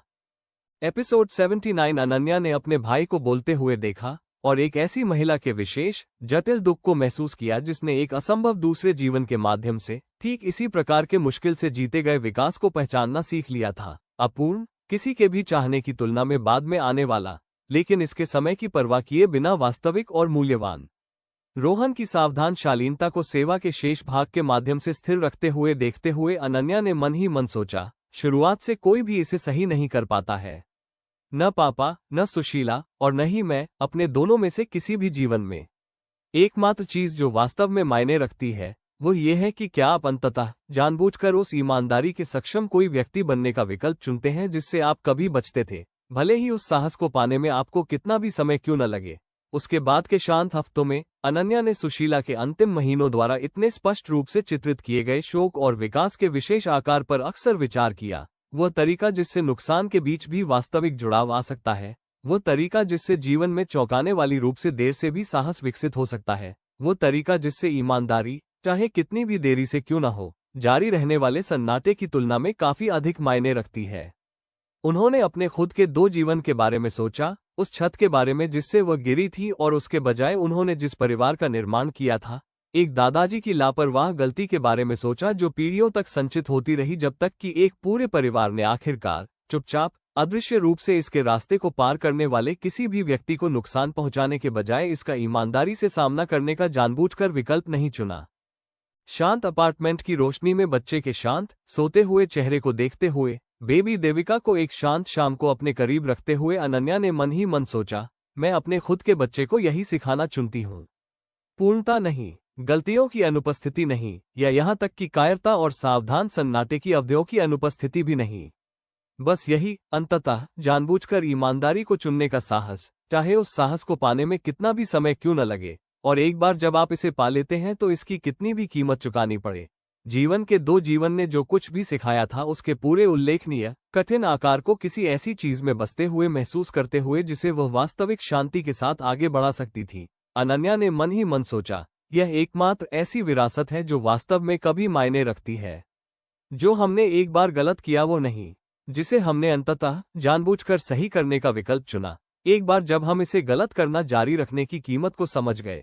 एपिसोड 80 50 वर्ष 50वीं वर्षगांठ का जश्न उसी शीर्ष तल की छत पर हुआ जहां से पूरी कहानी ने एक तरह से वास्तव में शुरुआत की थी। इस अवसर के लिए उस स्थान को पूरी तरह बदल दिया गया था। रेलिंग के बीचों बीच स्ट्रिंग लाइट्स बुनी गई थीं, जिन रेलिंग के पास अनन्या ने वर्षों पहले अपने सीने में उठते पुराने और अवांछित डर के कारण आने से खुद को असमर्थ पाया था। आज रात लगभग 3 साल की देविका को अपनी कमर पर आराम से संभाले हुए उसी रेलिंग के पास खड़ी अनन्या को केवल शांत और स्थापित शांति का अनुभव हो रहा था। अतिथियों की सूची कंपनी के सामान्य कार्यकारी दायरे से काफी आगे तक फैली हुई थी। देविका ओबरॉय और उनका अपना युवा परिवार, जो वियरा कैपिटल का काम स्वाभाविक रूप से समाप्त होने के बाद 2 साल पहले मुंबई में स्थायी रूप से बस गए थे। प्रिया देशमुख, जो अब काफी बड़े पैमाने के संचालन की देखरेख करने वाली एक वरिष्ठ मानव संसाधन (HR) निदेशक है। मीरा कृष्णन, जो अहलूवालिया के पतन के बाद के वर्षों में रिजर्व बैंक की पदानुक्रम में लगातार ऊपर उठ चुकी थी और उनके पास ठीक उसी प्रकार की सैद्धांतिक प्रतिष्ठा थी जिसे उनके सबसे शुरुआती अनसुने मेमो ने कभी स्थापित करने की कोशिश की थी और असफल रही थी। कुणाल भाटिया, जो अब सफेद बालों वाले हैं लेकिन पहले की तरह तेज है और अभी भी परिवार के सबसे भरोसेमंद वकील के रूप में सेवा दे रहे हैं। राजीव मल्होत्रा, जो अपनी खुद की युवा पत्नी के साथ आए थे और उनका गैर लाभकारी काम देश के वित्तीय साक्षरता परिदृश्य में वास्तव में प्रभावशाली बन चुका था। और सरिता चौधरी, जो अनन्या के विशेष आमंत्रण पर उपस्थित थी और उनके अपने परिवार की कहानी अब इस इमारत की हर मंजिल पर दिखने वाले बड़े इतिहास में स्थायी रूप से बुन चुकी थी। एक बार जब सभा शांत हो गई तो अरविंद बोलने के लिए उठे। वो कंपनी में अनन्या के शुरुआती दिनों के उस प्रभावशाली, दूर के आदमी की तुलना में काफी अधिक भूरे बालों वाले थे, लेकिन अब उनमें एक ऐसी गर्माहट थी जो पिछले वर्षों के दौरान बस आराम से वही बन चुकी थी जो वह वास्तव में थे। छत पर लगातार गूंजने वाली अपनी आवाज में उन्होंने कहा, 50 साल पहले मेरे पिता ने काफी कौशल और, जैसा कि हमने तब से सीखा है, काफी नैतिक समझौते के माध्यम से बहुत कम संसाधनों के साथ इस कंपनी का निर्माण किया था, जिसका हिसाब उन्होंने अपने पूरे जीवन में कभी ठीक से नहीं दिया था। मैंने अपने करियर का अधिकांश हिस्सा अपने तरीके से इसी पैटर्न को जारी रखते हुए बिताया, यह मानते हुए कि सावधान सन्नाटा और आरामदायक दूरी ही उन चीजों की रक्षा करने की कीमत है जो मायने रखती है। उन्होंने रुककर एकत्र हुई भीड़ पर नजर डाली, परिवार, मित्र, सहकर्मी और वह विशेष, मुश्किल से जीता हुआ समुदाय जिसे उनकी बेटी के साहस ने आखिरकार एक समय की सावधान, संरक्षित अलगाव से बनाया था। उन्होंने आगे कहा, मेरी बेटी ने मुझे इसके विपरीत सिखाया और वह भी खुद को भारी व्यक्तिगत कीमत चुकाकर। उसने इस पूरे परिवार को, और मुझे विश्वास है कि इसके बाहर भी काफी अधिक लोगों को ये सिखाया कि विरासत वास्तव में कठिन सच्चाइयों के सावधान प्रबंधन के माध्यम से नहीं बनाई जाती है। यह उनका ईमानदारी से एक साथ सामना करने के साहस के माध्यम से बनाई जाती है, इस बात की परवाह किए बिना कि उस पल में उस ईमानदारी की क्या कीमत चुकानी पड़ती है। उन्होंने सीधे अनन्या की तरफ देखते हुए अपनी ग्लास उठाई।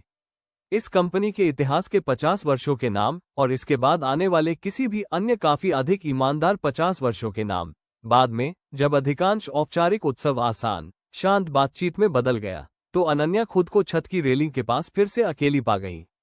कहीं पीछे अर्जुन के कंधे पर देविका सो चुकी थी और शाम के आकाश के नीचे शहर की परिचित रोशनी ठीक वैसे ही फैल रही थी जैसे वर्षों पहले उस रात फैली थी, जब इसी दृश्य ने पहली जिसे उन्होंने तब से आखिरकार पूरी तरह से पार कर लिया था।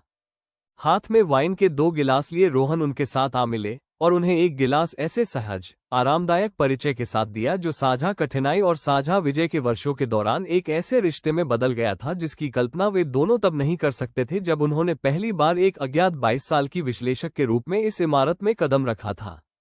शांत स्वर में उन्होंने पूछा, क्या तुम कभी इसके बारे में सोचती हो? दूसरी छत, इस सटीक शाम का दूसरा संस्करण, शायद एक ऐसे जीवन में जो इस बार वास्तव में कभी हुआ ही नहीं।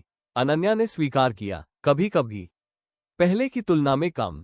मुझे लगता है, काफी लंबे समय तक मैं यह उम्मीद करती रही कि उस दूसरे जीवन का कोई न कोई हिस्सा आखिरकार इस जीवन तक पहुंच जाएगा, कोई अंतिम हिसाब किताब जिसका मैंने अभी तक ठीक से सामना नहीं किया था।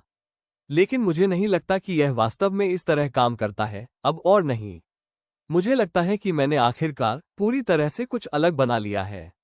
उस दूसरे जीवन के बावजूद नहीं, बल्कि इसलिए क्योंकि इसने मुझे अलग तरीके से काम करना सिखाया। एक बार जब मुझे मौका मिला, शहर की रोशनी को उनके साथ देखते हुए रोहन एक पल के लिए चुप रहे। उन्होंने स्वीकार करते हुए कहा, मुझे डर लगा करता था जब तुमने मुझे सच बताया था उसके शुरुआती महीनों में कि मेरे उस दूसरे संस्करण का कोई हिस्सा अभी भी यहाँ कहीं है और वो गलत परिस्थितियों के इसे बाहर लाने का इंतजार कर रहा है। मुझे अब वो डर महसूस नहीं होता। मुझे लगता है कि मैं आखिरकार पूरी तरह से यह विश्वास करता हूँ कि मैं वास्तव में कोई अलग व्यक्ति बन गया हूँ, बजाय इसके कि मैं केवल ये प्रबंधित करने में सफल रहा हूँ कि मैं कभी क्या हो सकता था। इसे पूरी तरह से अर्थ देते हुए अनन्या ने कहा, तुम वास्तव में कोई अलग व्यक्ति बन गए हो। मैंने तुम्हें इसे बनाते हुए देखा है, जानबूझकर, साल दर साल। रोहन, ये दमन नहीं है। यह वास्तविक विकास है। मुझे तुम पर गर्व है। मुझे लगता है कि मैं इसे अक्सर पर्याप्त रूप से नहीं कह पाती हूँ। रोहन मुस्कुराए और उनकी अभिव्यक्ति में कुछ गर्म और बिना मुखौटे के था। उन्होंने कहा, तुम्हें इसे बार बार कहने की जरूरत नहीं है। मैं इसे महसूस करता हूँ। इन सभी वर्षों में तुम हम बाकी लोगों के साथ जो कुछ भी बनाती रही हो, उसमें ये शब्दों की किसी भी मात्रा की तुलना में बेहतर है जिसे ठीक से व्यक्त किया जा सके। एकत्रित उत्सव में फिर से शामिल होने से पहले अनन्या ने एक आखिरी बार शहर को देखा, और दो जीवन ने उन्हें जो कुछ भी सिखाया था उसके पूरे उल्लेखनीय, कठिन, अंततः आनंदमय आकार को आखिरकार पूरी तरह से किसी स्थायी चीज में बसते हुए महसूस किया। कोई अंत नहीं, बल्कि वो विशेष, मुश्किल से जीता हुआ आधार जिससे हर वास्तविक रूप से सार्थक चीज अभी भी लगातार बढ़ती रही। इस कंपनी के लिए 50 साल, अपनी सोते हुए बेटी के साथ अर्जुन को आते हुए देखते हुए, छत के प्रवेश द्वार के पास अपने माता पिता को गर्मजोशी से एक साथ हंसते हुए देखते हुए, और उस स्थान पर मुश्किल से जीते गए परिवार के पूरे समुदाय को इकट्ठा होते हुए देखते हुए उन्होंने मन ही मन सोचा, जिसने कभी उनके परिवार के सबसे गहरे डर को थाम रखा था। मेरे लिए दो जीवन, और उन सबके बीच में कहीं ये एक परिवार जो आखिरकार पूरी तरह से ठीक उसी ईमानदारी पर बना है जिससे उसने कभी पीढ़ियों तक इतनी सावधानी से परहेज किया था। एक असंभव, उल्लेखनीय यात्रा के दौरान अनगिनत बार खुद से किए गए वादे को दोहराते हुए उन्होंने मन ही मन सोचा, ये कुछ भी न होना नहीं है। ये कुछ भी न होने के करीब भी नहीं है। यह वो सब कुछ है जिसकी मुझे वास्तव में कभी आवश्यकता थी। अगर ये दास्तान आपको पसंद आई हो तो आर स्टोरी ऑफ ड्रीम को लाइक करें, सब्सक्राइब करें और घंटी वाला बटन यानी बेल आइकॉन दबाना बिल्कुल न भूलें।